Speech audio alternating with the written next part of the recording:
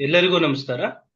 ವಿಧಿ ಪ್ರಜ್ಞಾ ಕರ್ನಾಟಕ ಕಾನೂನು ಸ್ವಯಂ ಸೇವಾ ಸಂಸ್ಥೆ ವತಿಯಿಂದ ಇದೇ ಮೊದಲನೇ ಬಾರಿಗೆ ಕಮ್ಯುನಿಟಿ ಲೀಗಲ್ ಎಜುಕೇಶನ್ ಅಂದ್ರೆ ಸಮುದಾಯ ಕಾನೂನು ಶಿಕ್ಷಣ ವಿಚಾರವಾಗಿ ಜಾಗೃತಿ ಕಾರ್ಯಕ್ರಮಗಳನ್ನು ನಾವು ಹಮ್ಮಿಕೊಂಡಿದ್ದು. ಆ ಇದು ಒಂದು ವಿಶೇಷವಾದಂತಹ ಒಂದು ಕಾರ್ಯಾಗಾರವನ್ನು ನಾವು ಮಾಡ್ತಾ ಇದ್ದೀವಿ. ಇದು ಪರ್ಟಿಕ್ಯುಲರ್ ಆಗಿ ಈ ದಲಿತ ಸಮುದಾಯಕ್ಕೆ ಸಂಬಂಧಪಟ್ಟಂತಹ ಒಂದು ಕಾನೂನು ಕಾರ್ಯಾಗಾರ.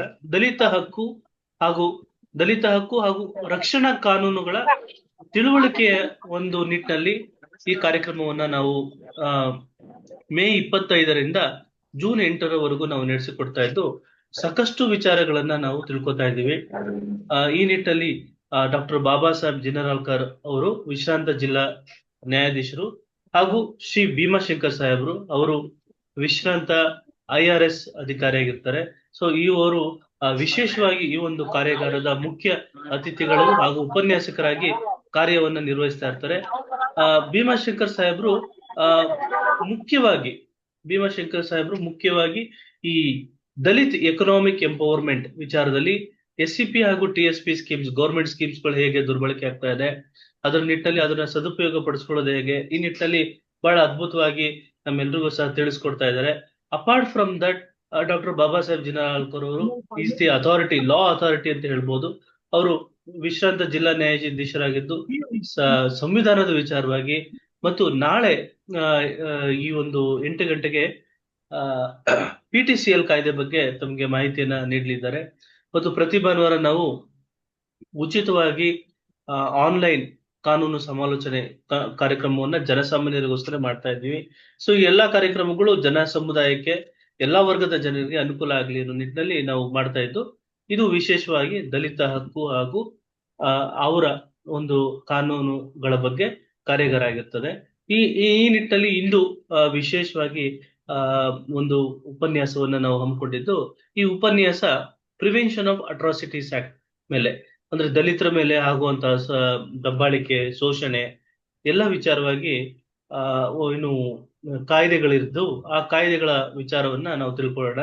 ನನಗೆ ಯಾರು ಇತ್ತೀಚೆಗೆ ಹೇಳ್ತಾ ಇದ್ರು, ಸರ್ ನಮ್ಮನ್ನು ಎಷ್ಟು ದೌರ್ಜನ್ಯ ಒಳಪಡಿಸ್ತಾ ಇದ್ದಾರೆ ಅಂದ್ರೆ, ಈಗ ನಾನು ಅವ್ರ ಹೆಸರು ಹೇಳೋದಿಲ್ಲ, ಬಟ್ ಆದ್ರೆ ಅವ್ರಿಗೆ ಯಾವ ಮಟ್ಟದ ಒಂದು ದೌರ್ಜನ್ಯವನ್ನ ಎಸಗಿದ್ದಾರೆ ಅಂತಂದ್ರೆ, ಅವರು ಸಣ್ಣ ವಯಸ್ಸಿನಲ್ಲಿ 7ನೇ ಕ್ಲಾಸ್ ಓದ್ತಾ ಇರ್ಬೇಕಾದ್ರೇನೆ ಅವ್ರ ಮೇಲೆ ಸುಳ್ಳು ಸುಳ್ಳು ಕಂಪ್ಲೇಂಟ್ ಗಳನ್ನ ಹೋಗ್ಕೊಡುವಂತದ್ದು, ಇವರು ವೇಶ್ಯಾವಾಟಿಕೆಯಲ್ಲಿ ತೊಡಗಿದ್ದಾರೆ, ಇವ್ರ ಮನೆಯಲ್ಲಿ ಇಸ್ಪಿಟ ದಂಧೆ ಆಡ್ತಾರೆ ಅನ್ನೋದು, ಸುಮ್ನೆ ಹೋಗಿ ಬೇರೆ ಒಂದು ಏನು ಉನ್ನತವಾದಂತ ಮೇಲ್ಜಾತಿಯ ಜನಗಳು ಕಂಪ್ಲೇಂಟ್ ಅನ್ನ ಕೊಡುವಂತ ಸಂದರ್ಭ, ಆ ರೀತಿ ಅದೆಲ್ಲ ಶೋಷಣೆಗಳಿಗೆ ಗುರಿಯಾಗಿ ಮೊನ್ನೆ ಕಣ್ಣಲ್ಲಿ ನೀರು ಹಾಕುಂತ ಈ ರೀತಿ ಎಲ್ಲ ಹೇಳ್ತಾ ಇರುವಂತ ಸಂದರ್ಭ. ಎಷ್ಟೋ ಪೇಪರ್ಗಳಲ್ಲಿ ನಾವು ನೋಡ್ತಾ ಇರ್ತೀವಿ ಹೇಗೆ ದಲಿತರ ಮೇಲೆ, ಶೋಷಿತರ ಮೇಲೆ ದೌರ್ಜನ್ಯಗಳು ನಡೀತಾ ಇರ್ತದೆ.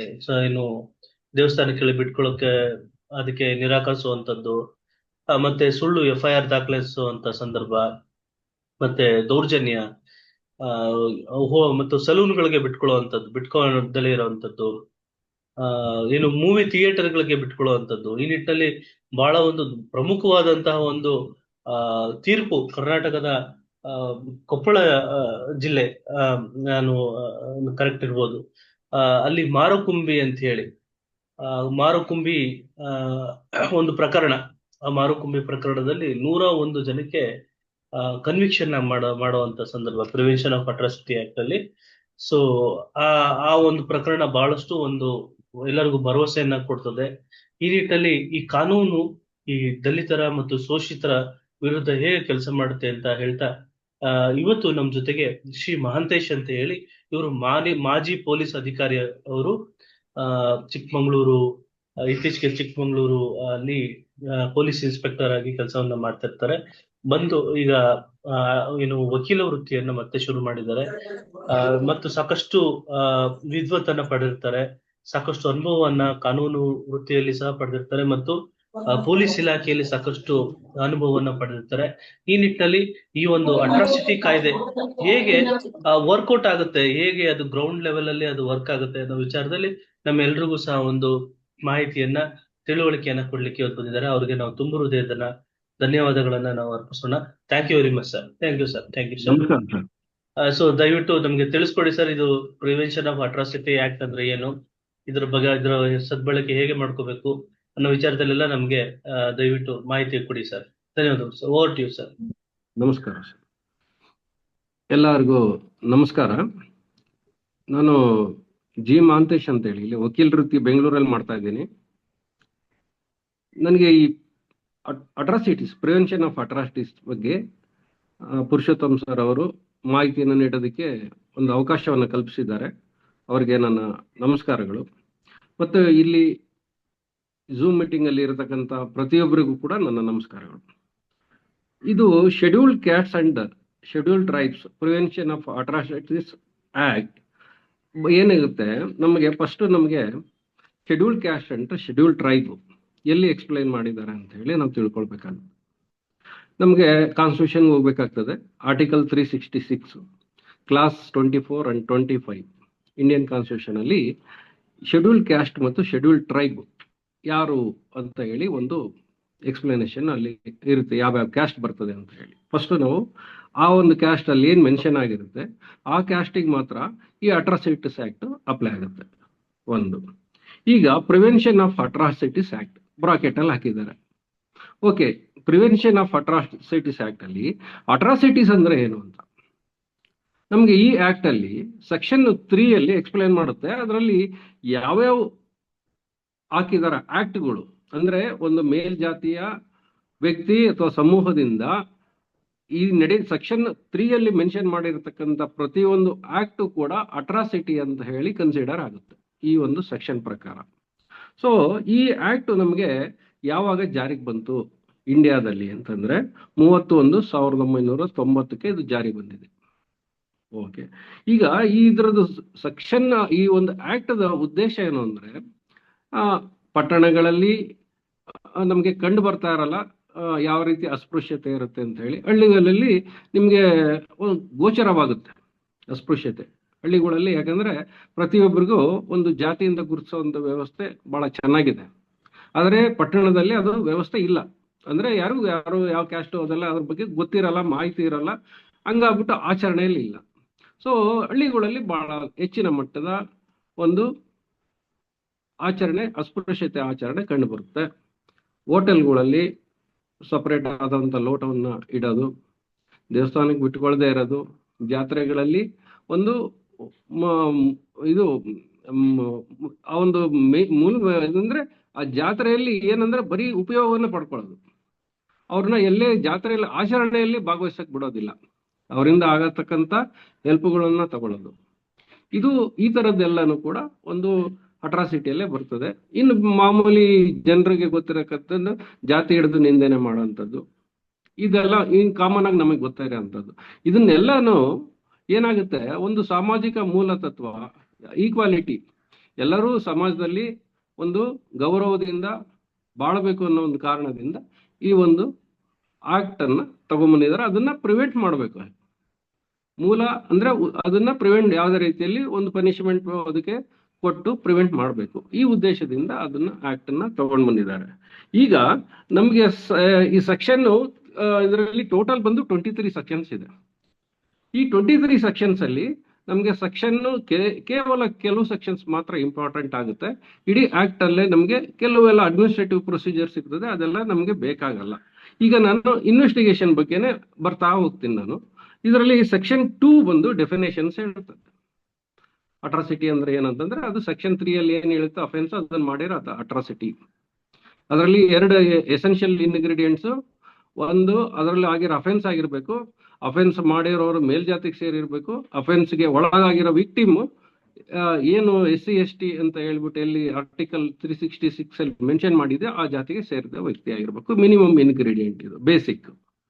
ಇದಾದ್ಮೇಲೆ ನಮ್ಗೆ ಏನಾಗುತ್ತೆ, ಇದು ಒಂದು ಕಂಪ್ಲೇಂಟ್ ತಗೊಂಡ್ ಬರ್ತಾರೆ.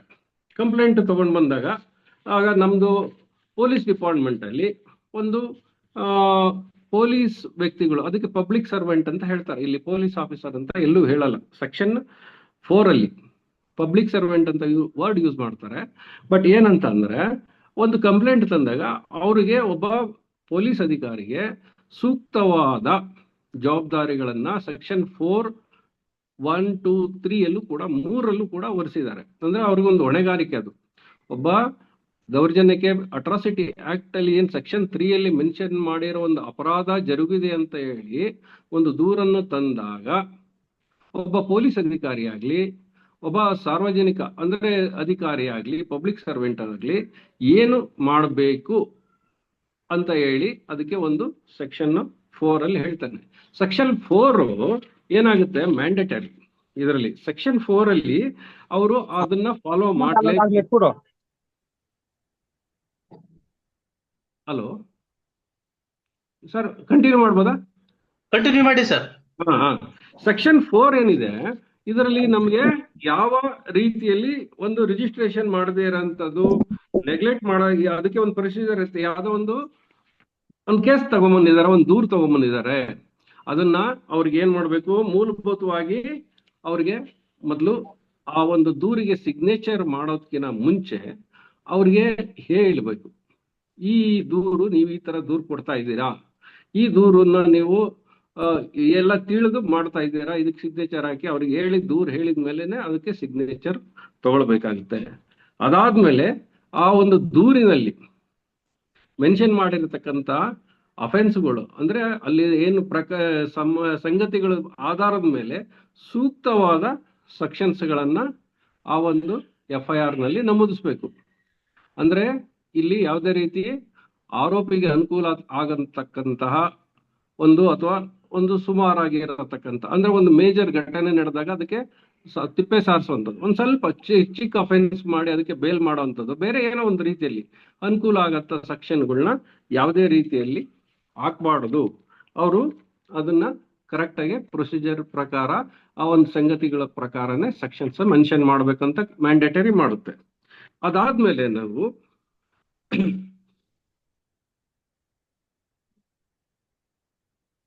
FIR ಕಾಪಿ, ಸ್ವಲ್ಪ ರಿಪೀಟ್ ಮಾಡಿ ಸರ್ ಅದನ್ನ. ಈಗ ಒಂದು FIR ಬಂದಿದೆ ಅನ್ಕೊಳ್ಳಿ ಸರ್.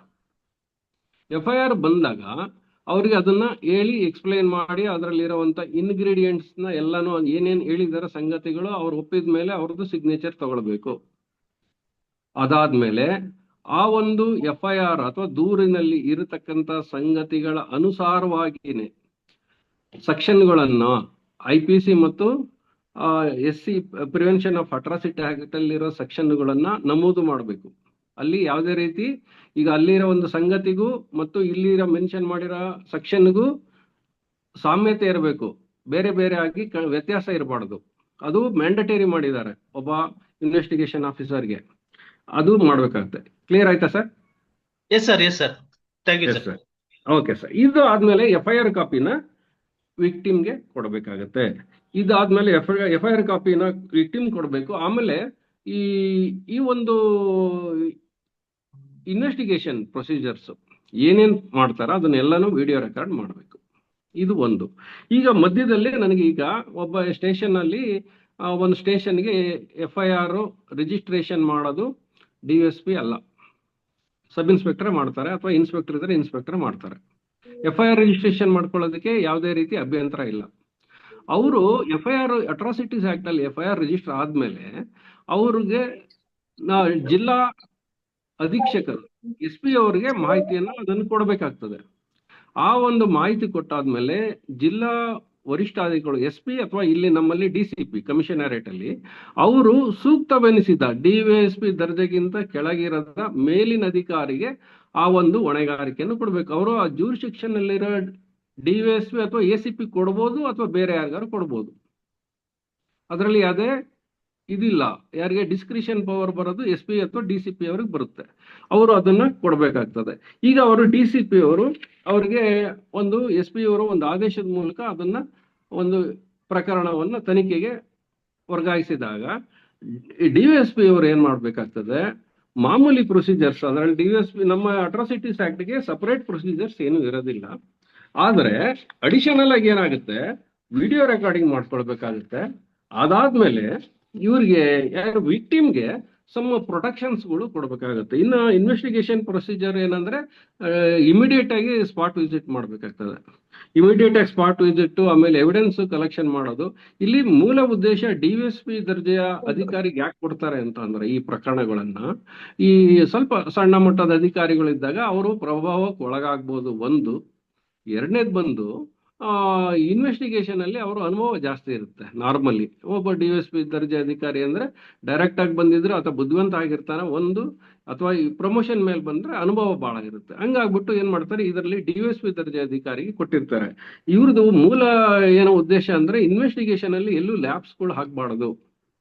ಅಟ್ರಾಸಿಟೀಸ್ ಅಲ್ಲಿ ಅಂದ್ರೆ ಬಿಗಿಯಾಗಿರ್ಬೇಕು ಇನ್ವೆಸ್ಟಿಗೇಷನ್. ಯಾರೋ ಚಿಕ್ಕ ಆಫೀಸರು ಈಗ ಸದ್ಯ ಟ್ರೈನಿಂಗ್ ಆಗಿರೋಂಥವ್ರು ಅಥವಾ ಇನ್ನು ಅನುಭವ ಇಲ್ದಿರೋರಿಗೆ ಕೊಟ್ರೆ ಅದು ಏನಾಗುತ್ತೆ, ಇನ್ವೆಸ್ಟಿಗೇಷನ್ ಲ್ಯಾಬ್ಸ್ ಆಗಿ ಅಕ್ವಿಟಲ್ ಅಲ್ಲಿ ಆಗುತ್ತೆ ಅಂತ ಹೇಳ್ಬಿಟ್ಟು ಒಂದು DSP ದರ್ಜೆಗೆ ಅಧಿಕಾರಿಗೆ ಕೊಟ್ಟಿರ್ತಾರೆ. ಇಲ್ಲಿ ಏನಾಗುತ್ತೆ, ಇನ್ನ 164 ಸ್ಟೇಟ್ಮೆಂಟ್ಸ್ ಲೇಡೀಸ್ ಇದ್ರೆ ನಾರ್ಮಲಿ 164 ಸ್ಟೇಟ್ಮೆಂಟ್ CRPC ಅಲ್ಲಿ, ನಾನು CRPCನೇ ಮೆನ್ಷನ್ ಮಾಡ್ತಾ ಇದ್ದೀನಿ, CRPC ಅಲ್ಲಿ ರೆಕಾರ್ಡ್ ಮಾಡ್ಕೊಳ್ಬೇಕಾಗ್ತದೆ. ಆಮೇಲಿಂದ ಮೆಡಿಕಲ್ ಎಕ್ಸಾಮಿನೇಷನ್, ಅದು ಮಾಮೂಲಿಯಾಗಿ ಏನು ಒಂದು ಪ್ರತಿಯೊಂದು ಪ್ರಕರಣದಲ್ಲಿ ಅದನ್ನ ಮಾಡ್ತಾರೆ. ಆದ್ರೆ ಅಡಿಷನಲ್ ಆಗಿ ಇಲ್ಲಿ ಏನಾಗುತ್ತೆ, ಈಗ FIR ಕೊಟ್ಟಾಗ ಅಕ್ಯೂಸ್ಡ್ ಅರೆಸ್ಟ್ ಆದಾಗ ಅದ್ರದ್ದು ಮಾಹಿತಿ ಕೊಡಬೇಕಾಗ್ತದೆ. ಇಲ್ಲಿ ಮಾಹಿತಿನ ವಿಕ್ಟಿಮ್ಗೆ ಕೊಡಬೇಕು ಅಂತ ಹೇಳಿ ಕಂಪಲ್ಷನ್ ಮಾಡ್ಬಿಟ್ಟಿದ್ದಾರೆ. ಸೆಕ್ಷನ್ 15 ಅಲ್ಲಿ 15A ಅಂತ ಹೇಳ್ಬಿಟ್ಟು ಅಡಿಷನಲ್ ಆಗಿ rights of victims and witnesses ಅಂತ ಹೇಳಿ ಸಪರೇಟ್ ಒಂದು ಸೆಕ್ಷನ್ ಮಾಡಿ ಅವರಿಗೆ ಒಂದು ಅರೆಸ್ಟ್ ಆಗಿರೋದು, ಆಮೇಲೆ ಬೇಲ್ಗೆ ಹಾಕಿದಾಗ ಮಾಹಿತಿ ಕೊಡಬೇಕಾಗ್ತದೆ, ಚಾರ್ಜ್ ಶೀಟ್ ಹಾಕಿದಾಗ ಮಾಹಿತಿ ಕೊಡಬೇಕಾಗುತ್ತೆ. ಅದ್ರ ಬಗ್ಗೆ ಅವ್ರೇನಾದ್ರು ಪ್ರೊಟೆಸ್ಟ್ ಮಾಡಂಗಿದ್ರೆ ಅವರು ಕೋರ್ಟಲ್ಲಿ ಬೇಲ್ ಕೊಡದೆ ಇರಂಗೆ ಅದೆಲ್ಲ ಅವ್ರಿಗೆ ಪ್ರೊಟೆಸ್ಟ್ ಮಾಡಕ್ಕೆ ಒಂದು ಅವಕಾಶವನ್ನ ತನಿಖಾಧಿಕಾರಿಗಳು ಅಥವಾ ಅಭಿಯೋಜಕರು ಕಲ್ಪಿಸಬೇಕಾಗ್ತದೆ. ಇದು ಒಂದು. ಆಮೇಲೆ ಇದರಲ್ಲಿ ಮೇನ್ ಏನಾಗುತ್ತೆ, ಅಟ್ರಾಸಿಟೀಸ್ ಆಕ್ಟ್ ಅಲ್ಲಿ ಕ್ಯಾಸ್ಟ್ ಬೇಸ್ಡ್ ಇರ್ತದೆ. ಹಂಗಾಗ್ಬಿಟ್ಟು ಅಕ್ಯೂಸ್ಡ್ ಕ್ಯಾಸ್ಟ್ ಸರ್ಟಿಫಿಕೇಟು ಸೂಕ್ತ ಪ್ರಾಧಿಕಾರದಿಂದ ಮತ್ತೆ ವಿಕ್ಟಿಮ್ ಕ್ಯಾಸ್ಟ್ ಸರ್ಟಿಫಿಕೇಟು ಬೇಕೇ ಆಗುತ್ತೆ. ಯಾಕಂದ್ರೆ ಇಬ್ಬರು ಕೂಡ SC ST ಜನಾಂಗಕ್ಕೆ ಸೇರಿದ್ರೆ ಅಲ್ಲಿ ಈ ಆಕ್ಟ್ ಅಪ್ಲೈ ಆಗೋದಿಲ್ಲ. ಹಂಗಾಗ್ಬಿಟ್ಟು ಅದು ಒಂದು ಮೂಲಭೂತವಾದ ಒಂದು ಇದು, ಇಬ್ಬರದು ಕ್ಯಾಸ್ಟ್ ಸರ್ಟಿಫಿಕೇಟ್ಸ್ಗಳು ಪ್ರೊಡ್ಯೂಸ್ ಮಾಡಲೇಬೇಕಾಗ್ತದೆ ಕೋರ್ಟಿಗೆ. ಅದಾದ್ಮೇಲೆ ಇನ್ನು ವಿಕ್ಟಿಮ್ಗೆ ಪ್ರೊಟೆಕ್ಷನ್ ಕೊಡುವಂಥದ್ದು, ಅವ್ರಿಗೆ ಯಾವುದೇ ರೀತಿಯಲ್ಲಿ ಬೆದರಿಕೆಗಳು ಬರದೇ ಇರಂಗೆ ಇವರು ಸೂಕ್ತವಾಗಿ ಅವರ ತನಿಖೆಗಳ ಟೈಮಲ್ಲಿ ಅವ್ರಿಗೆ ಕಾಲಕ್ಕೆ ಅವ್ರಿಗೆ ವಿಚಾರಿಸ್ಬೇಕು. ಯಾವ್ದಾದ್ರು ಹೆದರಿಕೆಗಳು, ಆಮಿಷಗಳು ಬಂದಿದಾವ, ಕೇಸ್ ವಾಪಸ್ ತಗೊಳ್ಳಿ ಅಂತದ್ದು, ಅಥವಾ ಏನಾದ್ರು ಹಾಸ್ಟೈಲ್ ಆಗೋಂಥದ್ದು, ಇದ್ರ ಬಗ್ಗೆ ತನಿಖಾಧಿಕಾರಿಗಳು ಕಾಲಕ್ಕೆ ವಿಚಾರಣೆ ಮಾಡ್ತಾ ಇರಬೇಕು. ಆಮೇಲೆ ಕೋರ್ಟ್ ಪ್ರೊಸೀಡಿಂಗ್ಸ್ ಅಲ್ಲಿ ಅವ್ರಿಗೆ ಇನ್ಫಾರ್ಮೇಶನ್ ಕೊಡಬೇಕಾಗುತ್ತೆ, ಏನೇನು ನಡೀತಾ ಇದೆ ಅಂತ ಹೇಳಿ ಅವ್ರಿಗೆ ಇನ್ಫಾರ್ಮೇಶನ್ ಕೊಡಬೇಕು. ಇದು ಇದರಲ್ಲಿ 2015 ಅಮೆಂಡ್ಮೆಂಟ್ ಆಕ್ಟ್ ಅಲ್ಲಿ ಹೇಳಿದ್ದಾರೆ. ಈ 2015 ಅಮೆಂಡ್ಮೆಂಟ್. ಈಗ ಫೈಲಿಂಗ್ ಆಫ್ ಚಾರ್ಜ್ ಶೀಟ್ ಬರುತ್ತೆ. ಈಗ ಇನ್ವೆಸ್ಟಿಗೇಷನ್ ಏನು ನಾವು ಹೇಳಿದ್ವಿ ಅದರ ಪ್ರಕಾರ ಎಲ್ಲ ಮಾಡಿದ್ದಾರೆ, ಚಾರ್ಜ್ ಶೀಟ್ ಹಾಕಬೇಕು. ಅದಕ್ಕೆ ಒಂದು ಲಿಮಿಟೇಷನ್ ಅಮೆಂಡ್ಮೆಂಟ್ ಆಕ್ಟ್ 2015 ಅಲ್ಲಿ ಲಿಮಿಟೇಷನ್ ಫಿಕ್ಸ್ ಮಾಡಿದೆ. 60 days ಒಳಗಡೆ ಅವರು ಕೋರ್ಟಿಗೆ ಚಾರ್ಜ್ ಶೀಟ್ ಫೈಲ್ ಮಾಡಲೇಬೇಕು. ಇದು ಮ್ಯಾಂಡೇಟರಿ ಮಾಡಿದ್ದಾರೆ. ಬಟ್ ಈ ಕೆಲವು ಎಕ್ಸೆಪ್ಷನಲ್ ಕೇಸಸ್ ಇರ್ತದೆ, ಆ ಟೈಮಲ್ಲಿ ಸ್ಪೆಷಲ್ ಕೋರ್ಟ್ ಮತ್ತೆ ಎಕ್ಸ್ಕ್ಲೂಸಿವ್ ಕೋರ್ಟ್ಸ್ ಇದನ್ನ ಎಸ್ಟಾಬ್ಲಿಷ್ ಮಾಡೋದಕ್ಕೆ ಅಮೆಂಡ್ಮೆಂಟ್ ಆಕ್ಟ್ ಪ್ರೊವಿಷನ್ ಮಾಡಿರೋದ್ರಿಂದ ಇವರು ಸ್ಪೆಷಲ್ ಕೋರ್ಟ್ಸ್ ಮತ್ತು ಎಕ್ಸ್ಕ್ಲೂಸಿವ್ ಕೋರ್ಟ್ ಏನು ಅವ್ರ ಜೂರಿಡಿಕ್ಷನ್ ಅಲ್ಲಿ ಇನ್ವೆಸ್ಟಿಗೇಷನ್ ನಡೀತಾ ಇರುತ್ತೆ, ಅವರಿಗೆ ಒಂದು ಅರ್ಜಿ ಹಾಕಿ ಸಪೋಸ್ 60 ದಿವಸದೊಳಗಡೆ ಅವರು ಚಾರ್ಜ್ ಶೀಟ್ ಫೈಲ್ ಮಾಡಕ್ ಆಗಿಲ್ಲ, ಅವಾಗ ಇವರು ಅಲ್ಲಿಗೊಂದು ಅರ್ಜಿ ಹಾಕಿ ಅದರದ್ದು ಸೂಕ್ತ ಕಾರಣಗಳು ಕೊಟ್ಟು ಎಕ್ಸ್ಟೆನ್ಷನ್ ಮಾಡ್ಕೊಳ್ಬಹುದು. ಇದು ಒಂದು ಪ್ರಾವಿಷನ್. ಅದು ಅದಕ್ಕೆ ಸೂಕ್ತವಾದ ಕಾರಣ ಕೆಲವು ಟೈಮ್ ಮೆಡಿಕಲ್ ಎವಿಡೆನ್ಸ್ಗಳು, FSL ರಿಪೋರ್ಟ್ಗಳು ಬಂದಿರಲ್ಲ, ಆ ತರ ಒಂದು ಸಂದರ್ಭಗಳು ಇರ್ತದೆ ಪೊಲೀಸ್ ಡಿಪಾರ್ಟ್ಮೆಂಟ್ ಅಲ್ಲಿ ಇದ್ದಾಗ. ಕೆಲವು ಟೈಮ್ ವಿಕ್ಟಿಮ್ಗಳೇ ಅಕ್ಯೂಸ್ಡ್ಗಳೇನೆ ತುಂಬಾ ಹುಡುಕಿದ್ರು ಸಿಗೋದಿಲ್ಲ, ಅವ್ರ ಕಡೆಯಿಂದ ಎವಿಡೆನ್ಸ್ ಕಲೆಕ್ಟ್ ಮಾಡೋದು ಇಂಪಾರ್ಟೆಂಟ್ ಇರ್ತದೆ. ಆ ಟೈಮ್ಗಳಲ್ಲಿ ಚಾರ್ಜ್ ಶೀಟ್ಗಳು ಫೈಲ್ ಮಾಡಕ್ ಆಗಲ್ಲ, ಆ ಟೈಮಲ್ಲಿ ಎಕ್ಸ್ಟೆನ್ಷನ್ ಮಾಡ್ಕೊಳ್ಬಹುದು. ಈ ಒಂದು ಚಾರ್ಜ್ ಶೀಟ್ ಅನ್ನ ಸ್ಪೆಷಲ್ ಕೋರ್ಟ್ಗೆ ಡೈರೆಕ್ಟ್ ಆಗಿ ಹಾಕ್ಬೇಕಾಗ್ತದೆ. ಅವರೇನೆ ಜೂರಿಸ್ಡಿಕ್ಷನ್ ಬಂದು ಸ್ಪೆಷಲ್ ಕೋರ್ಟೇ ಇರುತ್ತೆ. ಅದು section 14 of SC ST act ಅಲ್ಲಿ ಸ್ಪೆಷಲ್ ಕೋರ್ಟ್ಗೆ ಒಂದು ಪ್ರಾವಿಷನ್ ಮಾಡಿದ್ದಾರೆ, ಅಲ್ಲಿಗೆ ಹಾಕ್ಬೇಕಾಗ್ತದೆ. ಈಗ ಇದಾದ್ಮೇಲೆ ನಮ್ಗೆ ಬರೋದಂಥದ್ದು ಏನಂತಂದ್ರೆ, ಇದೆಲ್ಲನೂ ಕೂಡ ಪ್ರಾಪರ್ ಆಗಿ ನಡೆಯುವಂತ ಪ್ರೊಸೀಜರು. ಇಲ್ಲಿ ಲ್ಯಾಪ್ಸಸ್ ಇರ್ತದೆ, ಅವಾಗ ಲ್ಯಾಪ್ಸಸ್ಗೆ ಒಂದು ಪನಿಷ್ಮೆಂಟೇ ಮಾಡಿದ್ದಾರೆ. ಒಬ್ಬ ನಾರ್ಮಲಿ 4 ಸಬ್ ಕ್ಲಾಸ್ 2 ಅಲ್ಲಿ ಇದು ಏನೇ ಆಕ್ಟ್ಸ್ ಏನೇನು ಹೇಳಿದ್ದಾರೆ ಅದೆಲ್ಲನೂ ಕೂಡ ಪೊಲೀಸ್ ಆಫೀಸರ್ಸ್ಗೆ ಸಂಬಂಧಪಟ್ಟಿದ್ದು.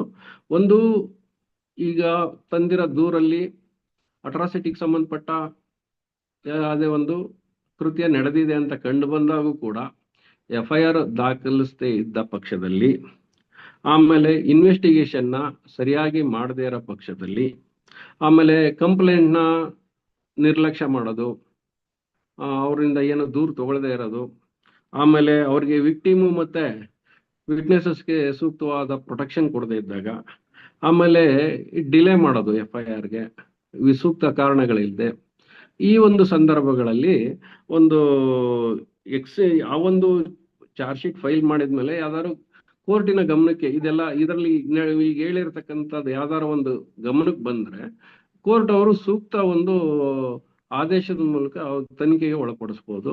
ಅದು ಬಂದು 6 months minimum punishment, 1 year maximum punishment ಇದೆ. ಹಂಗಾಗ್ಬಿಟ್ಟು ಇದು ಪೊಲೀಸ್ ಆಫೀಸರ್ಸ್ ಬರುತ್ತೆ. ಇನ್ನೊಂದು ಬಂದು 4(1) ಅಲ್ಲಿ ಏನಾಗುತ್ತೆ, ಯಾವುದೇ SC/ST ಅಲ್ಲದ ಅಧಿಕಾರಿ ಈ ತನಿಖೆಗೆ ಸಂಬಂಧಪಟ್ಟಂತಹ ಯಾವುದೇ ದಾಖಲೆಗಳನ್ನ ಅಥವಾ ಯಾವುದೇ ಮಾಹಿತಿಯನ್ನ ಉದ್ದೇಶಪೂರ್ವಕವಾಗಿ ಆತ ನೀಡದೇ ಇರೋ ಪಕ್ಷದಲ್ಲಿ ಆತನ ಮೇಲೂ ಕೂಡ ಈ ಸೆಕ್ಷನ್ ಅಪ್ಲೈ ಆಗ್ತದೆ. ಅದಕ್ಕೂ ಕೂಡ ಈ ಒಂದು ಡಿರೆಕ್ಷನ್ ಆಫ್ ಡ್ಯೂಟೀಸ್ ಅಲ್ಲಿ ಈ ಒಂದು ಸೆಕ್ಷನ್ ಅಲ್ಲಿ 6 months minimum, 1 year maximum punishment. ಇದು ಸವರ್ಣೀಯ ಅಧಿಕಾರಿಗೆ ಮಾತ್ರ ಅಪ್ಲೈ ಆಗುತ್ತೆ.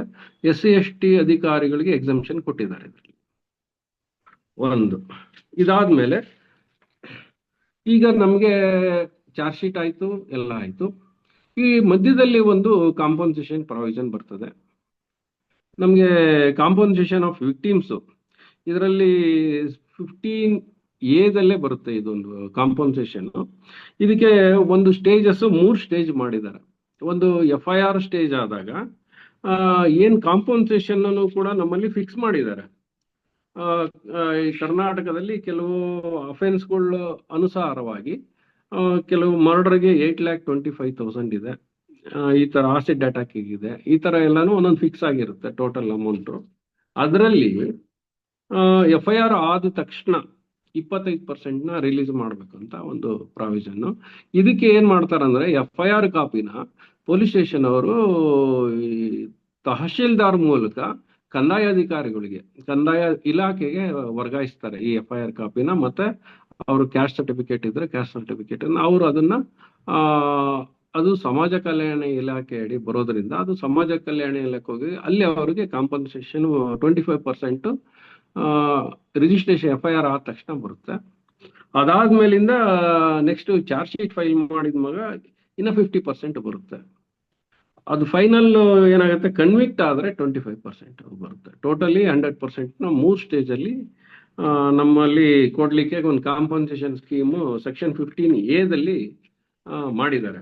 ಇದು ಈಗ ಇರೋಂಥದ್ದು.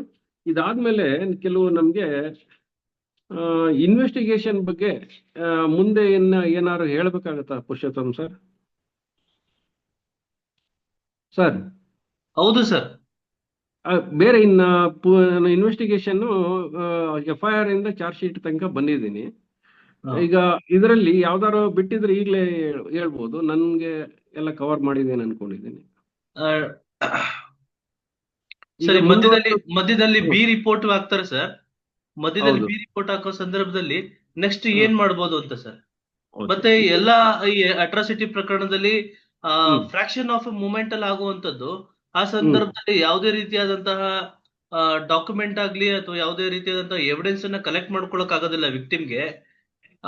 ಆ ಸಂದರ್ಭದಲ್ಲಿ ಏನ್ ಮಾಡ್ಬೋದು? ಕೇವಲ ಓರಲ್ ವಿಟ್ನೆಸಸ್ ಸ್ಟ್ಯಾಂಡ್ ಆಗ್ತದ, ಅಡ್ಮಿಟ್ಸಬಿಲಿಟಿ ಇರ್ತದ? ಅದ್ರ ಬಗ್ಗೆ ಸ್ವಲ್ಪ ಮಾಹಿತಿ ಕೊಡಿ ಸರ್.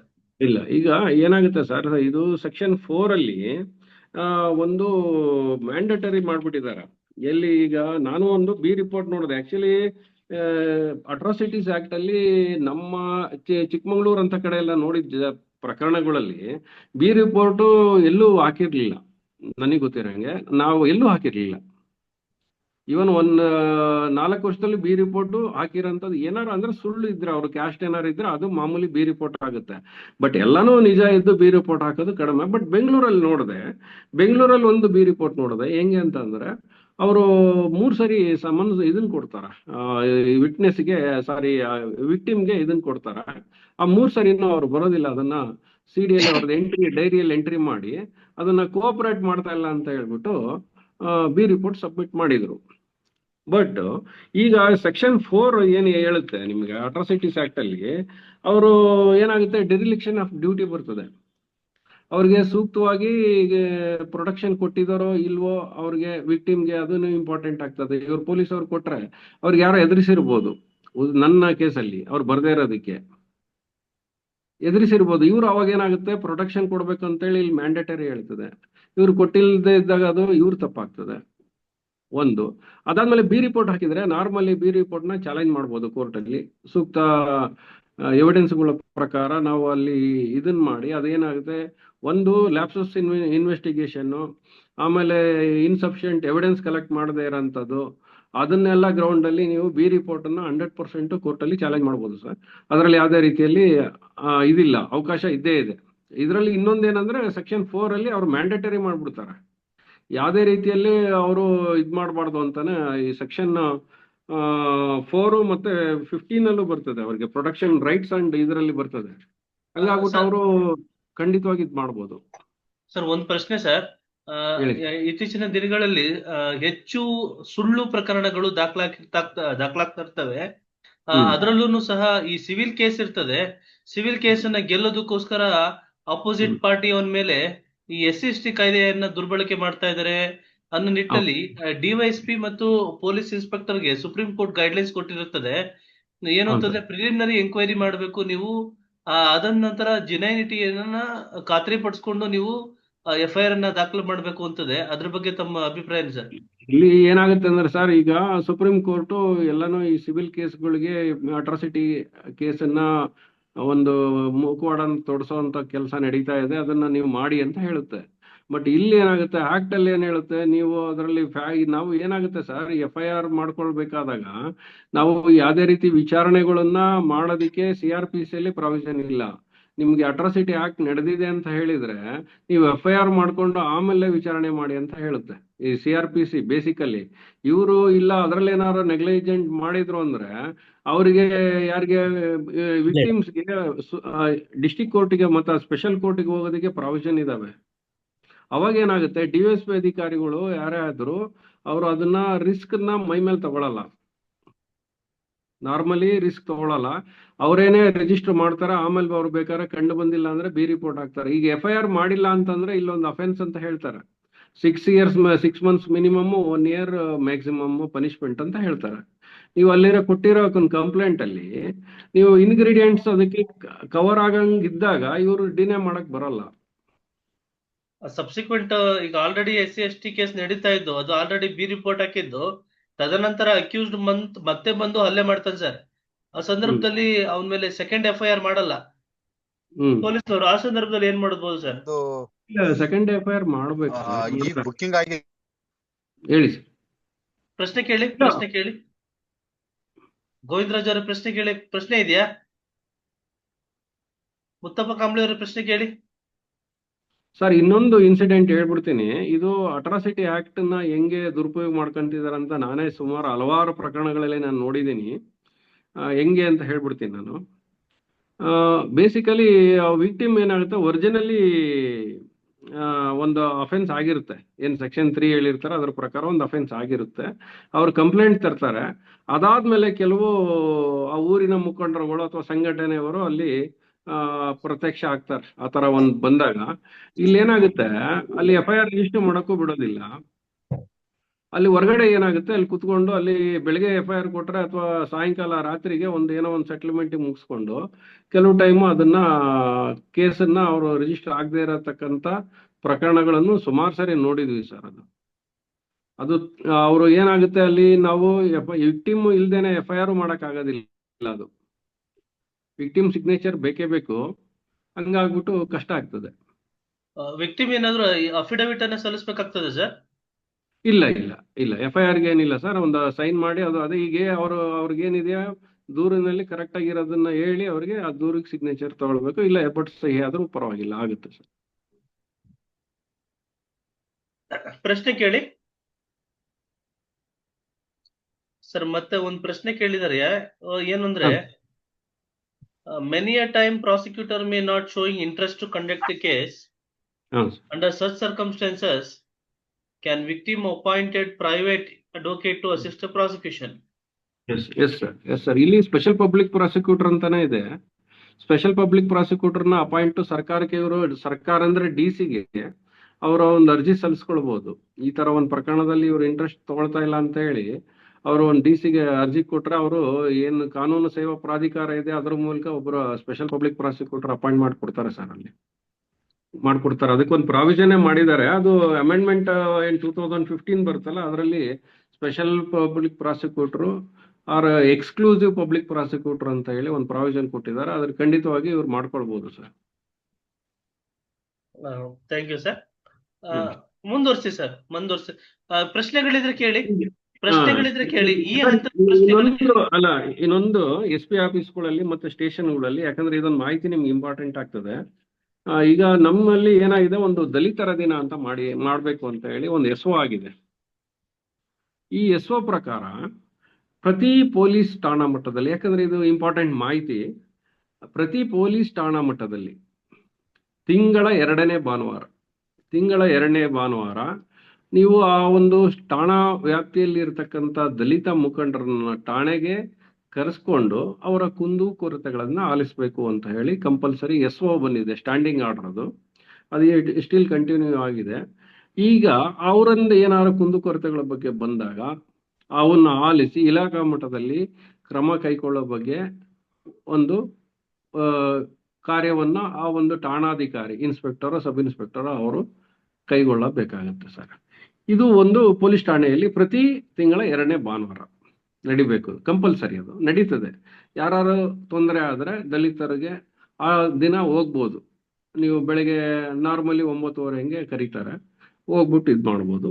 ಇದಾದ್ಮೇಲೆ ಎಸ್ ಪಿ ಅಥವಾ ಡಿ ಸಿ ಪಿ ಮಟ್ಟದಲ್ಲಿ, ಕಮಿಷನರೇಟ್ ಅಲ್ಲಿ ಡಿ ಸಿ ಪಿ ಮಟ್ಟ, ಜಿಲ್ಲೆಯಲ್ಲಿ ಎಸ್ ಪಿ ಮಟ್ಟದಲ್ಲಿ ತಿಂಗಳ ಕೊನೆಯ ಭಾನುವಾರ ಜಿಲ್ಲೆಯ ಎಲ್ಲಾ ಒಂದು ಮುಖಂಡರುಗಳನ್ನ ಆ ಒಂದು ಇದಕ್ಕೆ ಮತ್ತೆ ಬೇರೆ ಅಧಿಕಾರಿಗಳು, ಒಂದು ಸಂಬಂಧಪಟ್ಟ ಇಲಾಖಾ ಅಧಿಕಾರಿಗಳನ್ನ ಆ ಒಂದು ಸಭೆಗೆ ಆಹ್ವಾನಿಸಿ ಅಲ್ಲಿ ಏನ್ ಮಾಡ್ತಾರೆ, ಈ ದಾಖಲಾಗಿರೋ ಪ್ರಕರಣಗಳನ್ನ ಮತ್ತೆ ಸುಳ್ಳು ಪ್ರಕರಣಗಳನ್ನ, ಇಲ್ಲಿ ಬರುತ್ತೆ ಸುಳ್ಳು ಪ್ರಕರಣ ಇದ್ರೆ ಆ ಒಂದು ಪ್ರಕರಣಗಳ ಬಗ್ಗೆ ಆ ಒಂದು ಮುಖಂಡರಲ್ಲಿ ಚರ್ಚೆ ನಡೆಸಿ ಅದನ್ನ ಏನಾದ್ರು ಸುಳ್ಳು ಅಂತ ಕಂಡು ಬಂದಾಗ ಅಲ್ಲಿ ಕೆಲವು ಟೈಮು ಅದನ್ನ ವಾಪಸ್ ತಗೊಳ್ಳೋದಕ್ಕೆ ಒಂದು ಪ್ರಯತ್ನವನ್ನು ಸರ್ಕಾರಕ್ಕೆ ಬರೆದ್ಬಿಟ್ಟು ಮಾಡ್ಕೊಳ್ಳೋ ಒಂದು ಅವಕಾಶ ಅಲ್ಲೂ ಇರುತ್ತೆ. ಆಮೇಲೆ SC/ST ಅವರ ವಿರುದ್ಧವಾಗಿ ಯಾವ್ದಾರ ಪ್ರಕರಣಗಳಿದ್ರೆ ಅದ್ರ ಬಗ್ಗೆನೂ ಚರ್ಚೆ ನಡೀತದೆ. ಅದ್ರ ಜೊತೆಗೆ ಒಂದು ರಿವ್ಯೂ ಮೀಟಿಂಗ್ ಅನ್ನಂಗ್ ಮಾಡ್ತಾರೆ. ಏನಂತಂದ್ರೆ ಈ ಒಂದು ಪ್ರತಿ ಪೊಲೀಸ್ ಠಾಣಾ ಮಟ್ಟದಲ್ಲಿ, ಆ ಜಿಲ್ಲಾ ಮಟ್ಟದಲ್ಲಿ ಇರತಕ್ಕಂತ ಅಲ್ಲಿ ಇವರು ಏನು ಠಾಣಾಧಿಕಾರಿಗಳು ಕರೆಕ್ಟಾಗಿ ಕೆಲಸ ಮಾಡ್ತಾ ಇದಾರ ಅಥವಾ ನಿಮ್ ಕುಂದುಕೊರತೆಗಳನ್ನ ಆಲಿಸ್ತಾ ಇದಾರೋ ಇಲ್ಲೋ ಅಂತ ಹೇಳಿ ಅವರು ಹೇಳ್ತಾರೆ ಸರ್. ಅದು ಒಂದು ಕೇಳಿ ಅದರ ಬಗ್ಗೆ ಒಂದು ರಿಪೋರ್ಟ್ ರೆಡಿ ಮಾಡಿ ಸರ್ಕಾರಕ್ಕೆ ಸಲ್ಲಿಸ್ಬೇಕು. ಅದನ್ನ ಪ್ರತಿ ತಿಂಗಳ ಕೊನೆಯ ಭಾನುವಾರ. ಇದು ಮಾಹಿತಿಗೋಸ್ಕರ ನಿಮ್ಗೆ ಇದು ಮಾಡಿದ್ದೀನಿ. ತಿಂಗಳ 2ನೇ ಭಾನುವಾರ ಏನಾದ್ರು ಇಶ್ಯೂಸ್ ಇದ್ರೆ ನೀವು ಆ ಠಾಣಾ, ನಿಮ್ಮ ವ್ಯಾಪ್ತಿಯ ಠಾಣಾಗೆ ಹೋಗ್ಬೋದು ಸರ್. ಅದು ಒಂದು ಸ್ಟ್ಯಾಂಡಿಂಗ್ ಆರ್ಡರ್ ತಾವು ಕಳಿಸ್ಕೊಡಿ ಸರ್, ತರಗತಿ ಆದ ನಂತರ ಕಳಿಸ್ಕೊಡ್ತೀನಿ ಸರ್. ಇದೆ, ಕಳಿಸ್ಕೊಡ್ತೀನಿ. Yes sir, yes sir. ಮುಂದುವರಿರಿ ಸರ್. ಇದು ಬಿಟ್ಟು ಇನ್ನ ಕೆಲವು ಮ್ಯಾಟ್ರುಗಳು, ಈ ರೂಲ್ಸ್ ಅಂತ ಬರುತ್ತೆ, ಅಂದ್ರೆ scheduled caste and scheduled tribes rules ಅಲ್ಲಿ ಬರುತ್ತೆ. ಇದು ಆದ್ಮೇಲೆ ಪ್ರಿವೆಂಟಿವ್ ಮೆಜರ್ಸ್ ಬಗ್ಗೆ ಸೆಕ್ಷನ್ 3 ಅಲ್ಲಿ ಹೇಳುತ್ತೆ ರೂಲ್ಸ್ ಅಲ್ಲಿ. ಇದು ಪ್ರಿವೆಂಟಿವ್ ಮೆಷರ್ಸ್ ಹೆಂಗೆ ಅಂತಂದ್ರೆ, ನೀವು ಒಂದು ಜಿಲ್ಲಾ ವ್ಯಾಪ್ತಿಯಲ್ಲಿ ಆದ್ರೆ ಯಾವ ಏರಿಯಾಗಳಲ್ಲಿ ಸ್ವಲ್ಪ ಸವರ್ಣೀಯರು ಬಲಾಢ್ಯರಾಗಿರ್ತಕ್ಕಂಥದ್ದು, ಮತ್ತೆ ಇವರು ಕೂಲಿ ಕಾರ್ಮಿಕರಾಗಿ ಅಥವಾ ಇವ್ರು ಯಾವುದೇ ರೀತಿ ಆರ್ಥಿಕ ಶಕ್ತಿ ಇಲ್ಲದೆ ಇರತಕ್ಕಂಥ ಏರಿಯಾಗಳು, ಮತ್ತೆ ಏನಾದ್ರು ಒಂದು ಅಟ್ರಾಸಿಟಿ ನಡೆಯೋ ಒಂದು ಸಂದರ್ಭ ಜಾಸ್ತಿ ಇರೋಂಥ ಪ್ರದೇಶಗಳನ್ನ ಗುರುತು ಮಾಡಬೇಕು ಅಂತ ಹೇಳಿ ಒಂದು ನಮ್ಮ SC prevention of atrocity rules 1995 ಅಲ್ಲಿ ಇದೆ ಸರ್. ಹಲೋ ಸಾಯಪ್ಪ ಬಂಡವ್ರಿ, ಮ್ಯೂಟ್ ಮಾಡಿ ಸರ್. ಅದು ಐಡೆಂಟಿಫೈ ಮಾಡ್ಬೇಕು ಫಸ್ಟ್ ಏರಿಯಾಗಳು. ಆ ಒಂದು ಐಡೆಂಟಿಫೈ ಮಾಡಿರೋ ಏರಿಯಾಗಳಿಗೆ ಇವರು ಕಾಲಕ್ಕೆ ಯಾರು ಎಸ್ ಪಿ ಮತ್ತೆ ಡಿ ಸಿ ಅವರು ಆ ಒಂದು ಏನು ಐಡೆಂಟಿಫೈ ಆಗಿರೋ ಏರಿಯಾಕ್ಕೆ ಕಾಲಕ್ಕೆ ಭೇಟಿ ಮಾಡಬೇಕು. ಭೇಟಿ ಮಾಡಿ ಅದ್ರ ಬಗ್ಗೆ ಏನಾದ್ರು ಅದರಲ್ಲಿ ಏನಾಗುತ್ತೆ, ಕೆಲವರು ಅಲ್ಲಿ ಕೆಲವು ಕಾಫಿ ಎಸ್ಟೇಟು ಇಂಥ ಕಡೆ ಇರತಕ್ಕಂತ ಏನಾಗುತ್ತೆ, ಅಲ್ಲಿ ಗನ್ ಲೈಸೆನ್ಸ್ ಬಹಳ ತಗೊಂತಾರೆ, ಅಲ್ಲಿ ಪ್ರಾಣಿಗಳು ಇದ್ ಮಾಡ್ತಾವಂತ ಹೇಳಿ. ಆತರ ಯಾರೋ ಸವರ್ಣೀಯರು ಗನ್ ಲೈಸೆನ್ಸ್ ಇದ್ರೆ ಅವನ್ನ ಕ್ಯಾನ್ಸಲ್ ಮಾಡೋದಕ್ಕೆ ಒಂದು ಕ್ರಮ ಕೈಗೊಳ್ಳಬೇಕು. ಆಮೇಲಿಂದ ಏನಾರು ಇಲ್ಲಿಗಲ್ ಆರ್ಮ್ಸ್ ಇದ್ರೆ ಅದನ್ನ ಸೀಸ್ ಮಾಡಬೇಕು. ಆಮೇಲಿಂದ ಏನಾರು ಅವಶ್ಯಕತೆ ಇರತಕ್ಕಂತ SC/ST ಜನಾಂಗದ ವ್ಯಕ್ತಿಗಳಿಗೆ ಆರ್ಮ್ಸ್ ಲೈಸೆನ್ಸ್ ಅನ್ನ ಕೊಡಬೇಕು ಅಂತ ಹೇಳಿ, ಇದು ಪ್ರಿವೆಂಟಿವ್ ಮೆಷರ್ಸ್ ಅಲ್ಲಿ ಬರುತ್ತೆ ಸರ್. ಇದನ್ನ ಅವರು ಡಿಸ್ಟಿಕ್ ಲೆವೆಲ್ ಅಲ್ಲಿ ಕೆಲವು ಕಡೆ ಮಾಡ್ತಾ ಇದ್ದಾರೆ. ಅದನ್ನ ಏನಾಗುತ್ತೆ ಅಂದ್ರೆ ಅಸಮಾನತೆಯನ್ನ ಹೋಗಲಾಡಿಸಂತ ವ್ಯವಸ್ಥೆ ಇದು. ಅಂದ್ರೆ ಒಂದು ವೆಪನ್ ಇದೆ ಅಂತ ಅಂದಾಗ ಸ್ವಲ್ಪ ಹೆದರಿಕೆ ಇರುತ್ತೆ. ಆಮೇಲೆ ಇವ್ರಿಗೆ ಯಾವುದೇ ಆರ್ಥಿಕವಾದ ಮತ್ತೆ ಬೇರೆ ಸಾಮಾಜಿಕವಾಗಿ ಎಲ್ಲೂ ಇದಿರಲ್ಲ, ಸಪೋರ್ಟ್ ಇರೋದಿಲ್ಲ. ಅವ್ರು ಎದುರಿಸೋ ಒಂದು ಅವಕಾಶಗಳನ್ನ ಅಲ್ಲಿ ಕಟ್ ಮಾಡೋಂಥದ್ದು ಮತ್ತೆ ಇವರು ಸಮಾನವಾಗಿ ನಿಲ್ಲಂತ ಅವಕಾಶಗಳನ್ನ ಕ್ರಿಯೇಟ್ ಮಾಡೋದಕ್ಕೆ ಸೆಕ್ಷನ್ 3 ಅಲ್ಲಿ ಪ್ರಿಕಾಷನರಿ ಮೆಜರ್ಸ್ ಅಲ್ಲಿ ಹೇಳಿದೆ ಸರ್. ಇನ್ನು ಮರಕುಂಬಿ ಪ್ರಕರಣದಲ್ಲಿ ಅದು ಗಂಗಾವತಿ ತಾಲೂಕು ಮರಕುಂಬಿಯಲ್ಲಿ ನಡೆತಕ್ಕಂಥ 2015 ಅಲ್ಲಿ ನಡೆದಿರತಕ್ಕಂಥ ಘಟನೆಗೆ ಸಂಬಂಧಂತೆ ಇದು 98 ಮಂದಿಗೆ ಜೀವಾವಧಿ ಅಂತ ಹೇಳಿ ಅದು ಜೀವಾವಧಿ ಶಿಕ್ಷೆಯನ್ನ ಒದಗಿಸಿತ್ತು. ಇದು ಗುಡಿಸಲುಗಳನ್ನು ಸುಟ್ಟು ಮತ್ತೆ ಒಂದು ಮರ್ಡರ್ ಅಲ್ಲಿ ಇದಾಗುತ್ತೆ. ಅದ್ರ ಬಗ್ಗೆ ಏನಾಗುತ್ತೆ ಅಂತಂದ್ರೆ ಇದು ಪ್ರಿಸಂಪ್ಷನ್ ಬರುತ್ತೆ ಸರ್. ನಮ್ಗೆ ಈ ಏನಾಗುತ್ತೆ, ಅಮೆಂಡ್ಮೆಂಟ್ ಆಕ್ಟ್ 2015 ಏನಾಗುತ್ತೆ, ಯಾವುದೇ ಒಬ್ಬ ಸವರ್ಣೀಯ ವ್ಯಕ್ತಿ ಮೇಲ್ಗಡೆ ಏನು ಸೆಕ್ಷನ್ 3 ಅಲ್ಲಿ ಮಾಡಿರತಕ್ಕಂತಹ ಈ ತಿಳಿಸಿರ್ತಕ್ಕಂಥ ಒಂದು ಕೃತ್ಯಗಳನ್ನ ಮಾಡಿದಾಗ SC/ST ವ್ಯಕ್ತಿ ಜನಾಂಗದ ವ್ಯಕ್ತಿಗೆ ಅದು ಉದ್ದೇಶಪೂರ್ವಕವಾಗಿನೇ ಮಾಡಿದಾನೆ, ಈ ಒಂದು ಆಕ್ಟ್ ಅಲ್ಲಿ ಏನು ಇದು ನಿಷೇಧಿಸಲ್ಪಟ್ಟಿರೋ ಉದ್ದೇಶಕ್ಕೋಸ್ಕರ ಮಾಡಿದಾನೆ ಅಂತ ಹೇಳಿ ಪ್ರಿಸಂಪ್ಷನ್ ಮಾಡ್ಬೋದು ಅಂತ ಸೆಕ್ಷನ್ 2015 ಅಮೆಂಡ್ಮೆಂಟ್ ಆಕ್ಟ್ ಪ್ರೊವೈಡ್ ಮಾಡುತ್ತೆ. ಹಂಗಾಗ್ಬಿಟ್ಟು ಆ ಒಂದು ಪ್ರಿಸಂಪ್ಷನ್ಸ್ ಏನಾಗುತ್ತೆ, ಇವರು ರೆಬಟಲ್ ಮಾಡಕ್ಕೆ ಆಗದೆ ಇರೋ ಸಂದರ್ಭ ಬಂದಾಗ ಇದು ಒಂದು ಏನಾಗುತ್ತೆ, ಅದು ನಿಜ ಅಂತ ಇದಾಗುತ್ತೆ. ಅದರಿಂದ ಮರಕುಂಬಿ ಪ್ರಕರಣದಲ್ಲಿ ಪ್ರಿಸಂಪ್ಷನ್ ಅವ್ರು ರೆಬಟ್ ಮಾಡಕ್ ಆಗದೆ ಇರೋದ್ರಿಂದ ಅದು ಏನ್ ಬೇರೆ ಕೇಸುಗಳಲ್ಲಿ, ರೇಪ್ ಕೇಸ್ಗಳಲ್ಲಿ ಅದರಲ್ಲೆಲ್ಲ ಪ್ರಿಸಂಪ್ಷನ್ಸ್ ಏನಿರುತ್ತೆ, ಮತ್ತೆ ಡೌರಿ ಡೆತ್ ಅಲ್ಲಿ ಸೇಮ್ ಪ್ರಿಸಂಪ್ಷನ್ ಅಪ್ಲೈ ಮಾಡಿ ಇದರಲ್ಲಿ ಕನ್ವಿಕ್ಷನ್ ಅನ್ನ ಕೊಟ್ಟಿದ್ದಾರೆ.